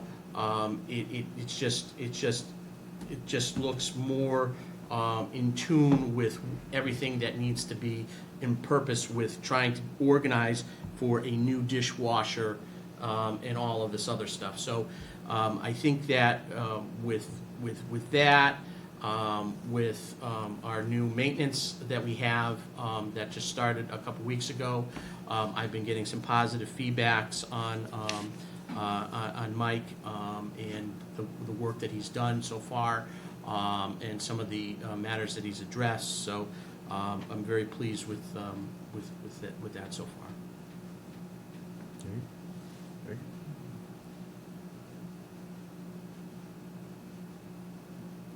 Very well, good practice. To you guys, as a suggestion, should we also ask the police department to have a line for the next town meeting for the speed signs on their budget, or to the same? I would recommend them looking for more, because we apparently don't have enough. And the one that's out there by Rogers Farm So right now remember how people is always complain- dead. Remember how Yeah. people complained that it was under our budget and not, so if we're gonna try to get the grant, it will help the article to pass, saying that, like, the same way you're doing with the computers and the other stuff, like, we got the vote from the town to do it, we may get a grant and we don't have to use it, something like that, right? Okay. Then everything else is really good, thank you, sir. Thank you. Guys, you have any questions? David? Good job. Keep Yeah, up the no good work. questions. And Yeah, thank you. It's awesome. Any new business? That's not yet. That's, Whenever I get a chance. when Yeah, we get it's to comments and comments and concerns, you'll have the concerns. opportunity, sir. Thank you. You're welcome. No new business? No, just, it would be great to get some more of the speed signs, because looking at that one, it's just not doing it. I drove by it a couple times, and I think it's been on one time, because you gotta charge the battery on that one, and you gotta take it down and recharge it. And it's not like the solar powered ones where they go constantly and they're always charging. So it's not really doing well over there. Too bad the posts don't come with a plug. Any new business? New business, no. Old business? All those train Oh, that was mine. thing, oh, it was yours? Okay, I'll leave it to you. I think the railroad ties are all gone now. There you are. Yeah. Last week, and maybe even the week before, if I remember, there was a truck there every day taking out, I don't know, maybe 20, 30 at a time. So Yeah. they must have had Hundreds. a ton of truckloads. But they were there, and they were working and working and working, And and, the truck said CSX, yeah, it did. so they were there. So I think they're all gone. I did receive a call from Representative Small on that, and he has been following up like crazy on that issue, so Okay. we owe him a Yeah. great deal of Yeah, gratitude. send him a thank you. Yeah, a big thank you, because he helped us everywhere. You know, he always Great guy. watches for us. He's a good guy. And who's the CSX guy? Maurice is? Maurice, yeah, Yeah, O'Connell. send, you know, Yeah. thank him too. I We mean, have those thank you Night cards, Yeah, Yeah. yeah. note cards Yeah, it in was- my office. Yeah. Yeah, let's send him some. Yes, sir. I had one. I forgot about it. I said I had one. Oh, line painting for the town. Did we get a follow-up on that? Yeah, we need to follow up For on the that. streets, I've been, the roads? I've been thinking all week, you know how real estate works? You go, you're looking for a house, you look at the house, the garden looks beautiful, and then you fall in love and you like it, and you may buy it. Same thing when people come into town and they see a beautiful town, beautiful roads, they like it. It's like, you know, it's just like the officer or the fire chief, they always look so shiny and sharp with those uniforms. Same thing for a town. It will help sell our town. I like the lines over by Whiskey Hill, going up over there. There's no lines, and that could be dangerous. Yeah, It's one it's a thing high is- area for accidents and One thing is safety, the other thing is, you know, so.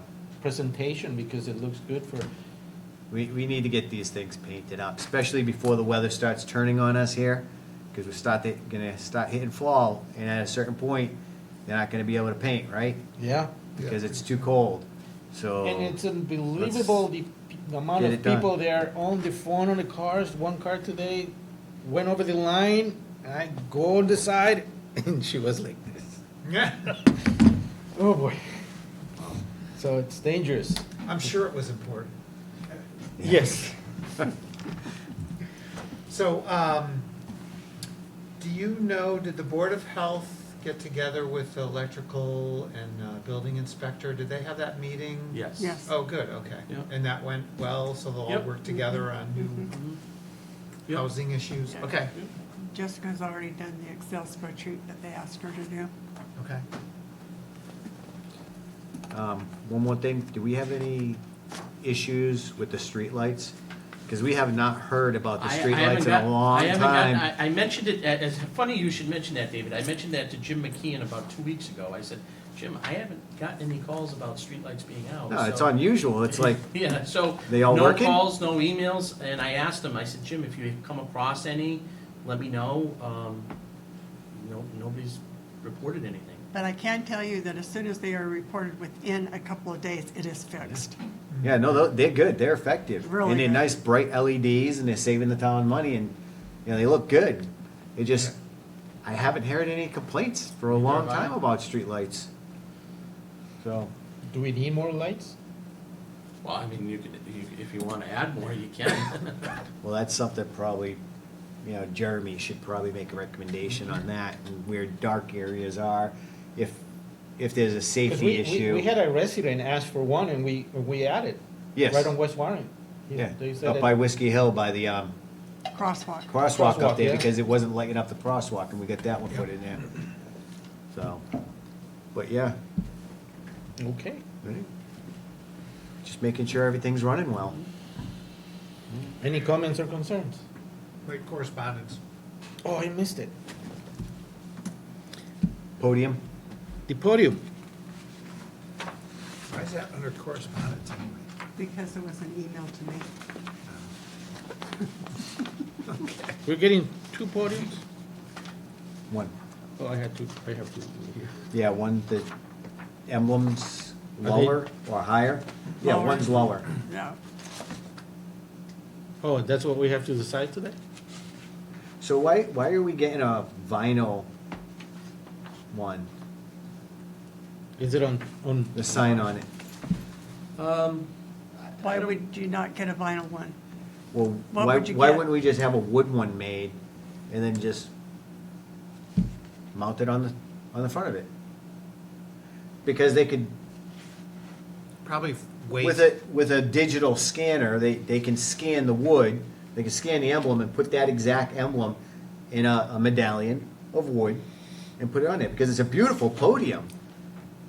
You So know, how we is have this it in the done? back there, it looks good, but to put a piece of plastic on this beautiful piece of Travis, you wood. want to come down, please? Is Travis coming down? This is his baby. Oh, is it? Well, you Yeah, know, I see where you're going with the. it's beautiful, it'd be nice to put a piece of wood on there. Engraved, I think they call, it's like a 3D thing. Yeah, they could 3D print it, Yep. and it cuts it out, you know, with a router tool, and it'll make that medallion. Travis, tell Thank us you. about it. So when we had ordered that from Mascor after Jim's recommendation. Normally, they can put the seal on ahead when they build it. That particular podium was one that they had already built, somebody ordered it and then canceled the order. So Yeah. it was too late for them to put the seal on. But we could still create a wooden seal. Yeah, we And just could glue it create on there. one. I had reached out to Dave Maloney of Industrial Design Works, which I believe the town uses for like vehicle lettering and that. 'Cause that's the only person I knew of, to do that. I mean, we could certainly do something different. I wouldn't know who to reach out to. Well, you if could- want to do like engraved wood or something. Chief, you have something? Sorry. We use Go ahead. Century Uniform in Feel free. Chicopee.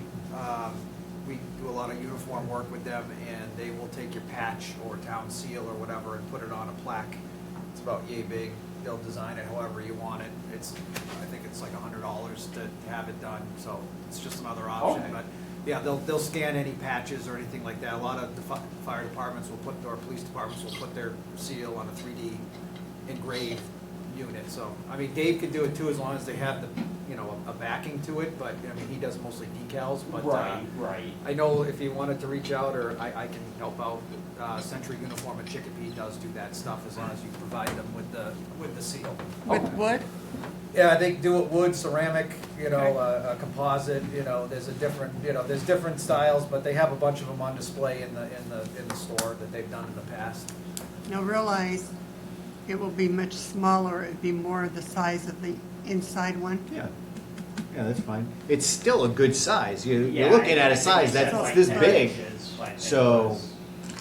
I think a wood one would be nicer, because if we're starting to present more, and you're doing a lot of work in here, we get a lot of digital options here and upgrading a lot. I just hate for us to take the lower option Yeah, no, on something like that, when it's I- not that much money, Right. you know? So if we can get a nice wood one, that would be amazing. What do you guys think? And if you need. Just this- one person here, so. Yeah, no, I think so. I agree. And if you need the seal at high resolution, I have a copy of it. Okay. Yeah, because I think Dave already had it. Like I said, it was the first person I thought of, and I, didn't know any other places to reach out to that, can either do wood engraving outside of, a handful of, people you see at like the craft fairs and that, but I don't have any of their contact info, so. Yeah, Well, looks good. Great job on it. It does look good. That's a beautiful podium. I don't know if anybody will hold up a picture of it so people can see. You guys are closer. All of them have. Well, yeah, I was gonna say. Travis, I just sent you their contact info. Oh, okay, thank you.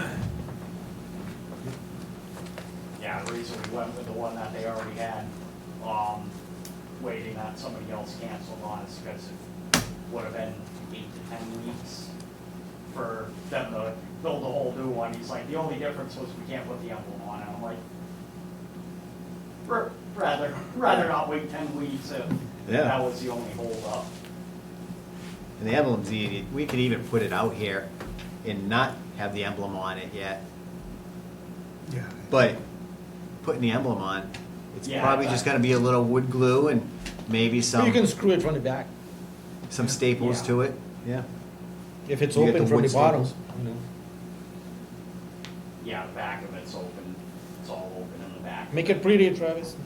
See, the This is- idea. This is here, right? Is it? Yeah. It's already in the back, yeah. Oh, all right. Yeah, they delivered it. And instead of hauling it upstairs and downstairs, I said, stick it in Thank you. there. Yeah, good job. Thanks, Travis. Thank you, Travis. Thank you very much. Do you have any more correspondence? I don't. Nope. We move into comments and concerns. Do you guys have any comments or concerns?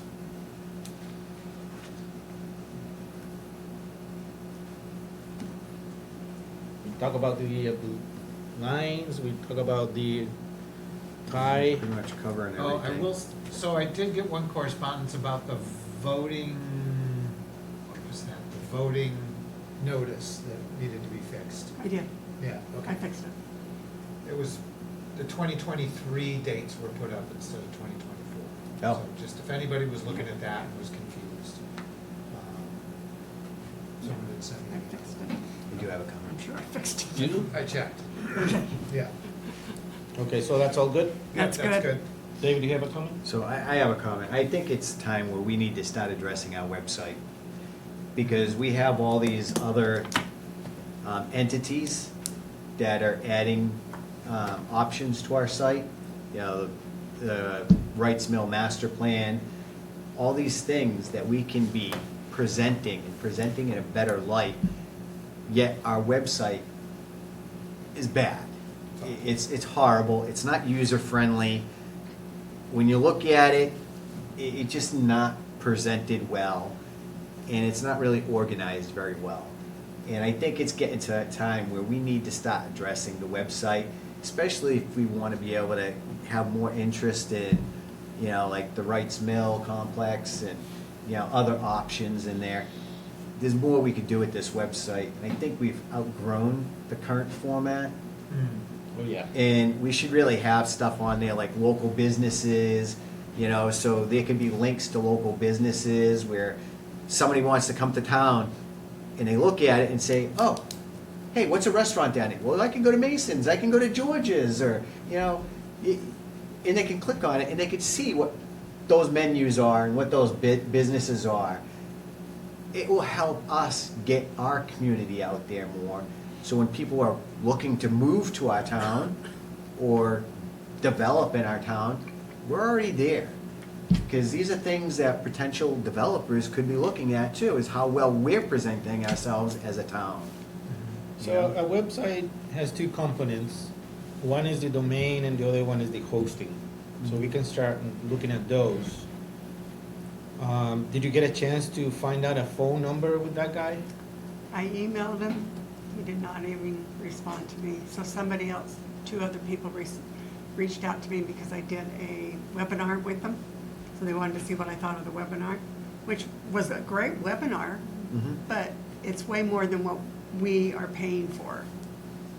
Well, that's the thing. They're selling, we have the budget version Yeah. of the websites. We can get the deluxe versions, but it's going to cost us a lot of money. But it doesn't really change how things are put on there and Right. how it's updated. And I know we gave the ability to all the departments to be able to update their sites on our website. It's not friendly user, they're not. It is not user-friendly, and they have a hard time. And all the departments come running to Karen saying, how do we do this? One of the problems, though, I found this week is sewer has two under departments and under boards. They're not the same page. So she's been doing it under departments, Yeah. and board hasn't been done since 2020. So when people look at it, they can pull up the wrong one and Yes. get all Wrong information. wrong information. And we have a lot of misinformation on our And website. old information. Yeah, it's old, outdated information. We really need to upgrade our website somehow. So I know how websites work, but these are a website for a municipality, so do we get to reach out, see who can provide these services? Yes. Just like we did with our IT and say, hey, Yes. we have this, what can you offer us better at a better price? Yes. So why don't we start there? You know, Yeah. so they look at our website and then make a proposal, and then we look at it. And let's stay away from Civic Plus or whatever, open. Yeah, every Civic time or- I look into another town and it looks at our page, it's, oh no, same thing. Yeah, You can exactly. tell. Civic Plus doesn't do a lot of communities throughout the country. Yeah. And so do some other, vendors as well. But yeah, there are companies that specialize specifically in governmental municipal websites. So can we start a little bit? Can we bother Yeah. you with this? Yes, yeah, we'll, Maybe we we'll, get we'll some put quotes? some, we'll put some, proposals together and, some ideas and, we'll bring them to the board. Did we see anything at the MMA? I don't remember. Oh, yeah, Civic Plus was there, there was some other, website people were there too. Remember IT, we talked to IT Yeah. companies, Yeah, but, I don't remember any website places. I agree. there's Revise government websites, there's another company. Now, what does the law say? What do we have to follow? Do we are restricted with some companies? What do you mean? Oh, ownership of content. Yeah, because I want to know, where's all this stored? Who has the, the domain is our name, Mhm. Warren, blah, blah, blah, .org. So that's the domain. But the host is where all the information is stored here. Mhm. Well, we did look under the agreement, we own the content. So, yeah. We own everything on it. That looks very logic, and we should be able to download everything and Yeah. save it in Yeah. a place, Right. just in case. Yeah, it'd allow another website designer to grab and pull what they Yeah. need, update it. And so And- this other, who has to be, it has to be a special company for municipalities, or can be anybody else? Oh, it could be anybody. I guess it could be anybody, but, Should be on the state bid list, right? yeah, I mean, depending on the costs that is around there, and there may be preferred, vendors that are already cleared by on the, combis. Okay, I'll rely on you on getting those out, and then we know, how to proceed. Thank you, David. Yeah, Good point. we'll bring back a proposal, with some different companies on there that you guys can, potentially look at, in the coming months. Yeah, I'd really like to see us start advertising like local businesses and even, You gotta be careful with some of that stuff. I mean, some of that, there's a line there where you can't be promoting one, businesses on there. So we gotta do it in a creative way, because, there could be some Okay, so ethics laws why don't we there. all get some homework and look through a bunch of, at least a handful of towns' websites, and see what you like from other websites, and then. Some communities, what they do in terms of, trying to promote businesses, they'll put, a Chamber of Commerce link on their website, and then the Chamber of Commerce would then have the businesses located on the website. So you wanna be careful of not just saying, okay, well, we're putting, Masons on there, or George's, and then we happen to forget, Mass Appeal, and, they all of a sudden say, well, you got two other people on here, but I'm not on here. We just have to be very careful on how Couldn't we we do just that. well, we just do a list of all policy on who can businesses? be on there too, because, all local restaurants, shall be allowed. Mhm. Or you may turn around and say, there are certain businesses might want to be advertised on there that are not Right. within the town's Right. Best demographic. interests. Some of the. So something that would be offensive. Right. We wouldn't want to put something offensive to people Right, on there. right, right. So you may, how some other communities do it is they simply, put a link to their Chamber of Commerce, and the Chamber of Commerce will, if, advertise, or a redevelopment authority, or something like that will provide links to businesses as a way. Yeah, with the proposal, we'll get a good sense of everything, like what we want is friendly user, easy to use, easy to search, and not create another job in here to maintain it, because it could be heavy loaded. We don't need to be driving our employees insane trying to figure out how to post something. So part of the demo for any of these sites has got to be, what does the back end look like? How Right. do you add a user? How do you modify pages? How do you add, like, planning board is a lot about files. Put new bylaws up, put new fee schedules up, put new Change the rules. calendar. Yeah, Mhm. yeah, so a lot of It that has to stuff be that's easy really to- hard to do right now. Even changing the front page, like you wanted the I want to phone put the number phone on number, it, and we right? can't put the phone number. Yeah, it's just, it's stupid. It's Yeah. just ridiculous, so. Yeah. Yeah. So our phone number is not correct on the?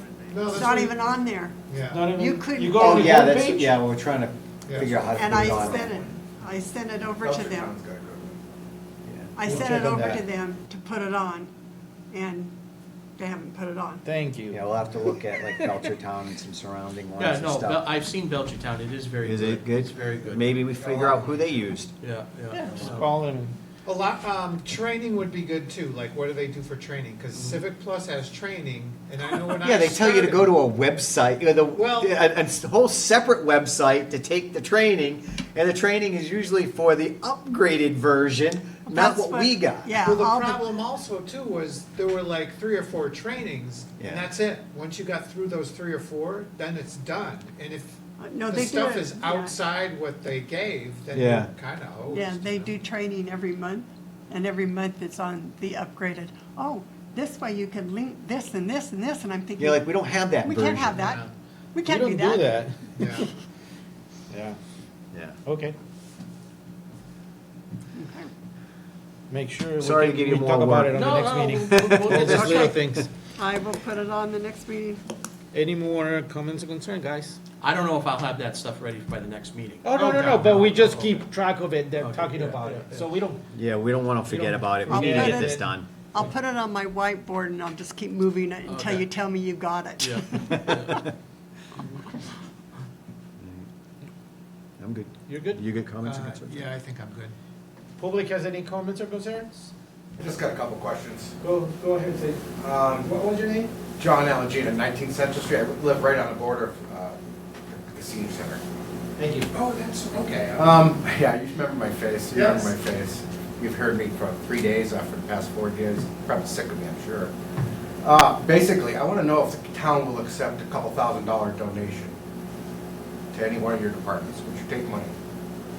Cash. I'll give you cash, $2,000 or $1,000, whatever you like. Could I give you money?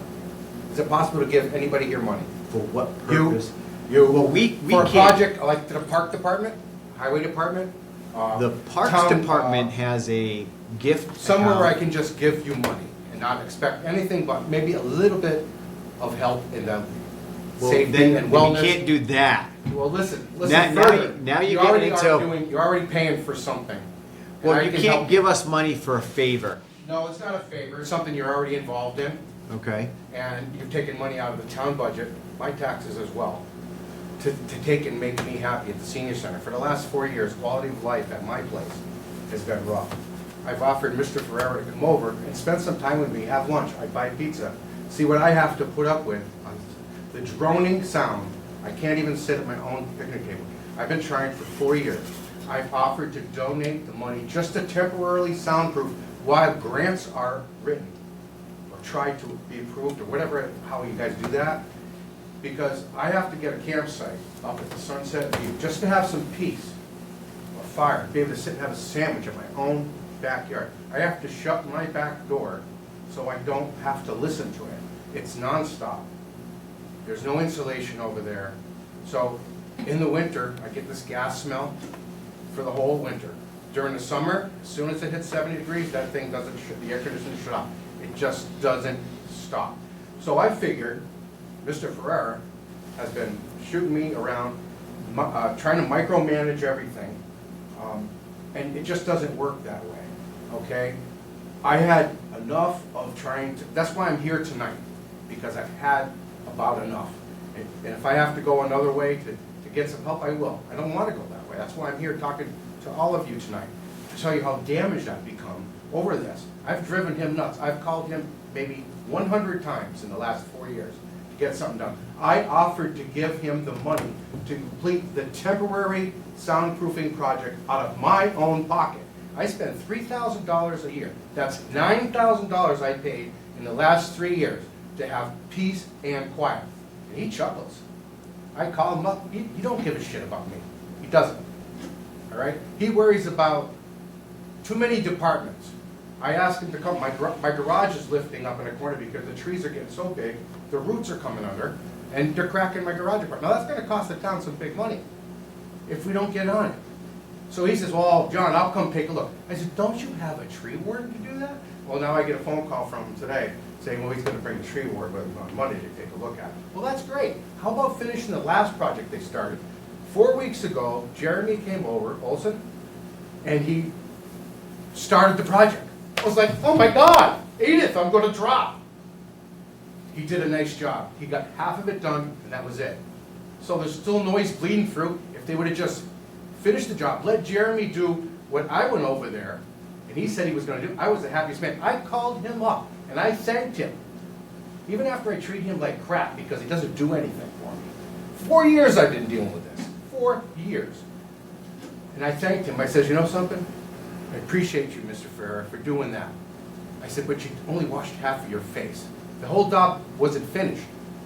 So this is where I stand now. I'm at the mercy of you people. I offered to pay all of the money. He said to me, John, we can't take contributions to the town.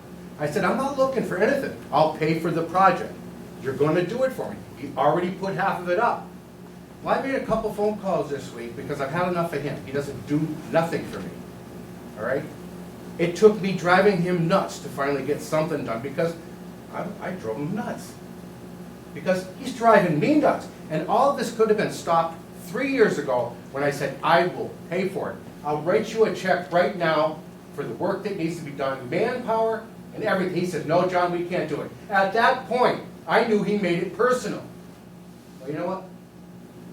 It's up to you guys to try to help me out. All we need to do is finish the job, and John goes away. All I can ask for is a little bit of help. The little bit that they did made a difference. Finish the job. Let Jeremy do what he said he was going to do. Is it rocket science? No.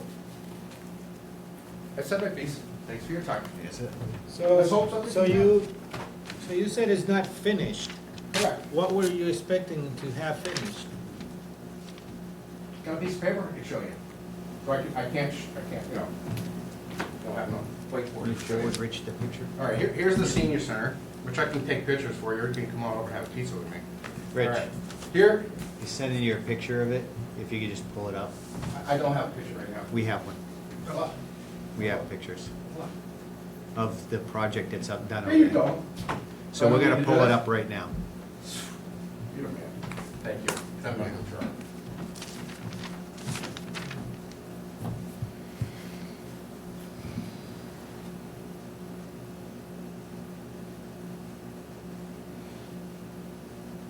Oh, yeah, that's It's- too much for me. It's gonna take a second for him to send it over. Good luck. Sending it? No. So the other It's thing just you- bad Anyways, signal. Anyways, picture you walk up to the wall, okay? Here's the senior center. Here's the air conditioner, right here. They took and made a wall here, and they came halfway and they stopped. All they're gonna do is finish coming this way and go this way. And then they're gonna take and put like a little slanted roof on the top all the way around, and they did half of the work. If you looked at that thing and you said, okay, put it in a mirror, copy it right here. And put the little angle thing that Jeremy wanted to do, make the sound go down. That's the best I could ask. So have you talked to Jeremy? Do you know why he was? That's the reason right there. I called the other day. Can you And text it to me? the lady told me at the highway department, she says, Jeremy, Because I have is waiting on him to hang the gavel. Micromanager, James Ferreira, it's up to him. So the ball is there. He just needs to finish it, and the money will come out of my pocket if you want. Just no signal. It sounds really simple, doesn't it? I gotta go because I got a kid waiting for me, all right? So please help me. I beg you. So, two questions, quickly. What you want is Silence. copy that from to the other side. Beautiful. One thing. Second thing, you mentioned something about your garage. That's coming up on the 19th. How big is your garage? 20 by 20 maybe? Do you have it, did you build it? No, it was there when the place has been there for 100 years. The Polish people, massage it. I bought it from them as an investment like years ago. And I had rented for 10 years. My wife died, and I wanted to live without having to deal with stress anymore. I moved there because I didn't want to work anymore, so I sold my other house. I moved there, and it was nothing but noisy. So that's when this whole thing started. The tenants complained a few times, but they're renters and they didn't get anywhere with this guy. So when I moved in there, I had to go rent a camper and bring it up there, and so it's costing me thousands of dollars just to, when he could have So solved. you're meeting there on the Monday? Yes, Mr. Chairman, we're meeting on the Monday with One second, regards sir. to the, with regards to the tree issue. Jeremy and myself will be out there Monday at 9. With regards to complaints, Mr. Alangino is the only gentleman that I've received a complaint from regarding this noise. David, you had? So, And I yeah, also am right there. we are It's there, addressing this right issue. there. We're getting mini splits for the senior I already know all center. about that for the last 4 years. So that's going away, and there's not gonna be a noise at all. I realize that, but you don't get it. It's been 4 years of this crap because his finger is up his butt. I offered the money. What's so hard to understand? Is it so hard to make peace? Peace would So- happen. All he's gotta do is drop his little gavel and say, let's make this fucker go away. So it's really not that easy. Well, you know what? You can make it as hard as you want. You already started a project. Like I asked him, when you wash your face, do you do the whole thing or you just do half? He said, well, I don't want that kind of talk. Did you think about building your own wall on your property? I offered, because it's going to be temporary, right? I offered to take, I'm going to put a fence up there. If you already take a look, I'm putting a fence up. But I gotta get this trees out of the way first, so I did this side. And my problem is, I wanna go out and have a sandwich out there. I can't do it. I pay taxes just like everybody. My house is right there. My table, where I have my umbrella table, is right next to, I can't play my guitar out there. Come with me. I'll invite every one of you guys to come over for pizza. And let's see if you want to sit in my backyard. Okay. And all you gotta do is spend a little money, and I'll be happy. I'd spend the money. All you need is this guy to get off his butt and do something. I said my piece. If you can do something you, to sir. make my life a little bit better, I'd appreciate every one of you. Thank you, sir.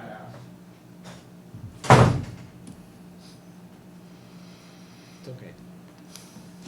Do we have any other comments or concerns? Yes, I'm sir. sending Rich the picture right now. You got it. Joe Contractor, that's it. Oh, there we go. Hold on, give me 1 second.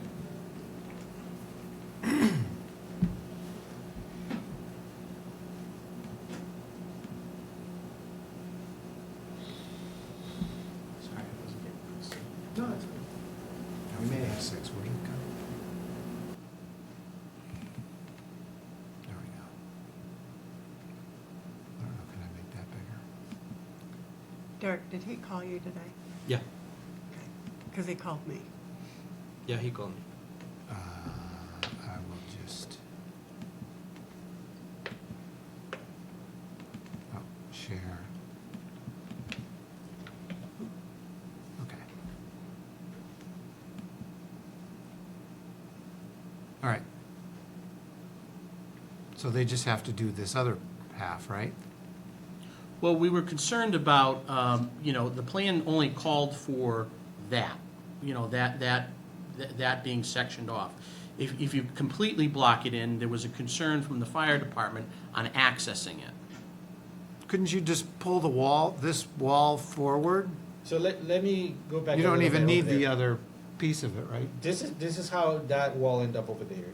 We had a budget.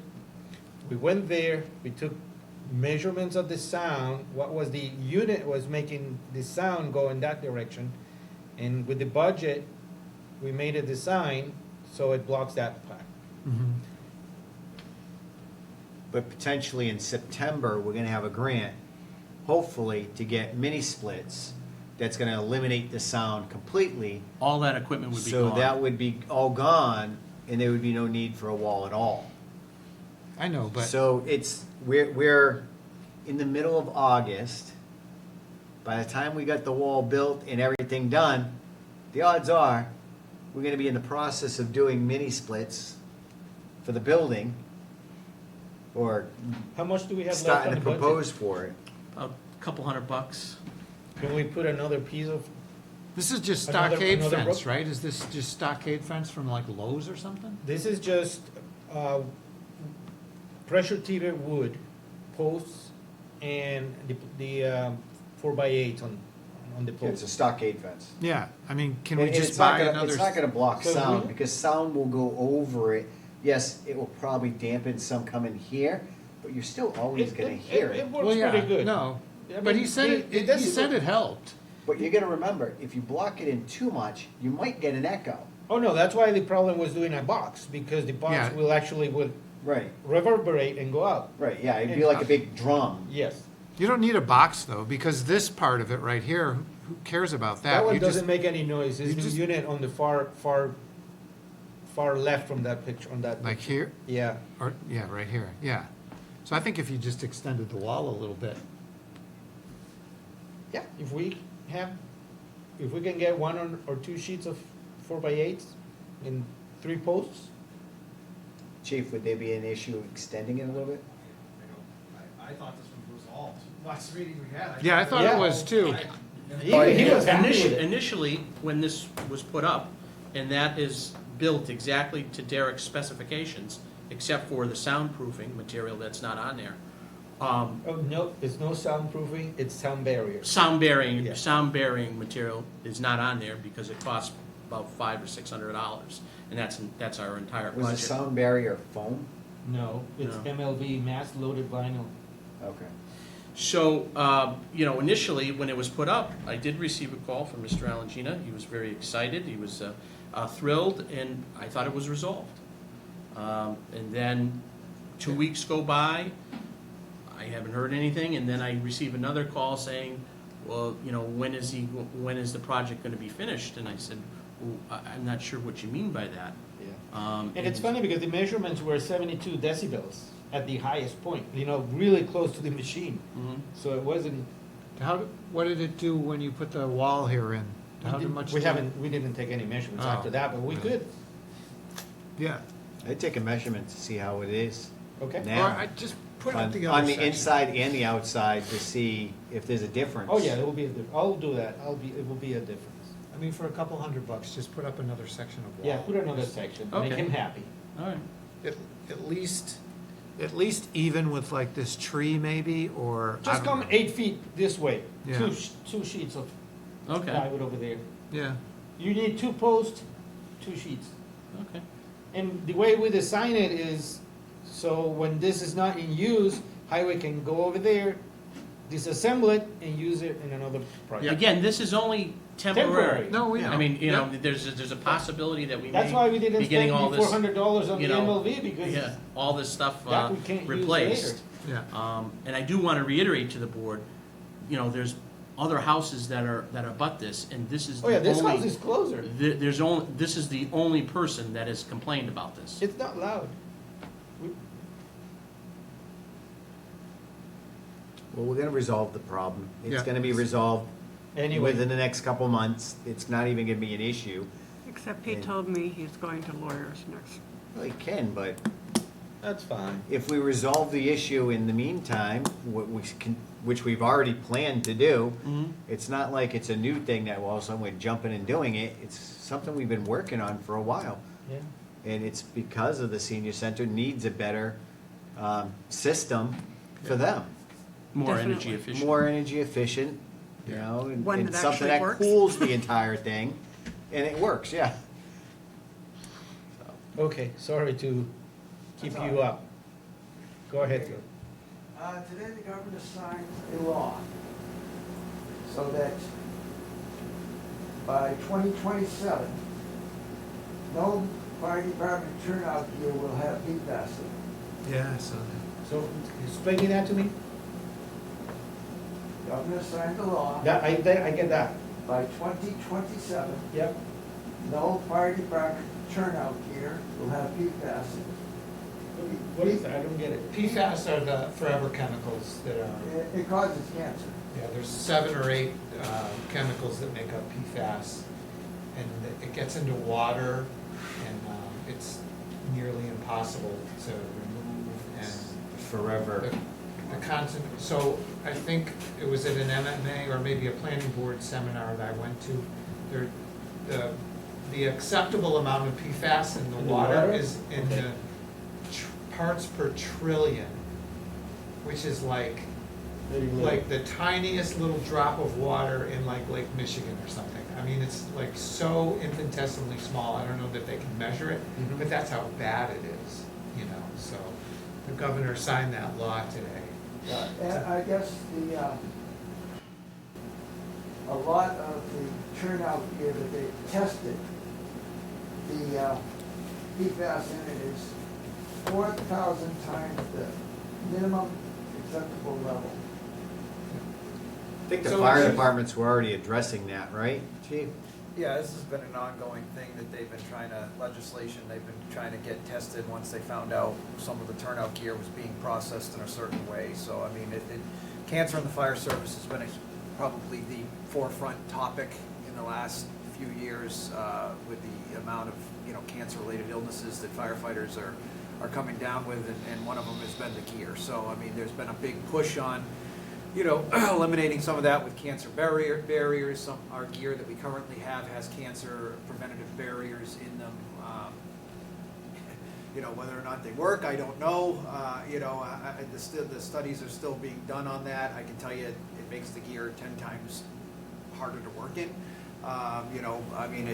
These are people that are well above my pay grade that are doing these types of things. So, this is good legislation to make sure that these companies are staying on top of what they're using to do this. I mean, it's a step in the right direction.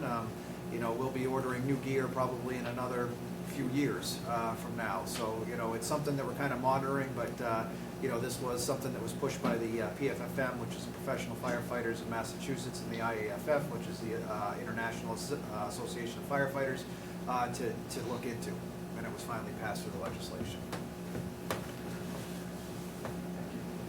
Thank you. Anybody else? Next meeting? August 22nd, right? Yep, What's going on the 22nd? 88.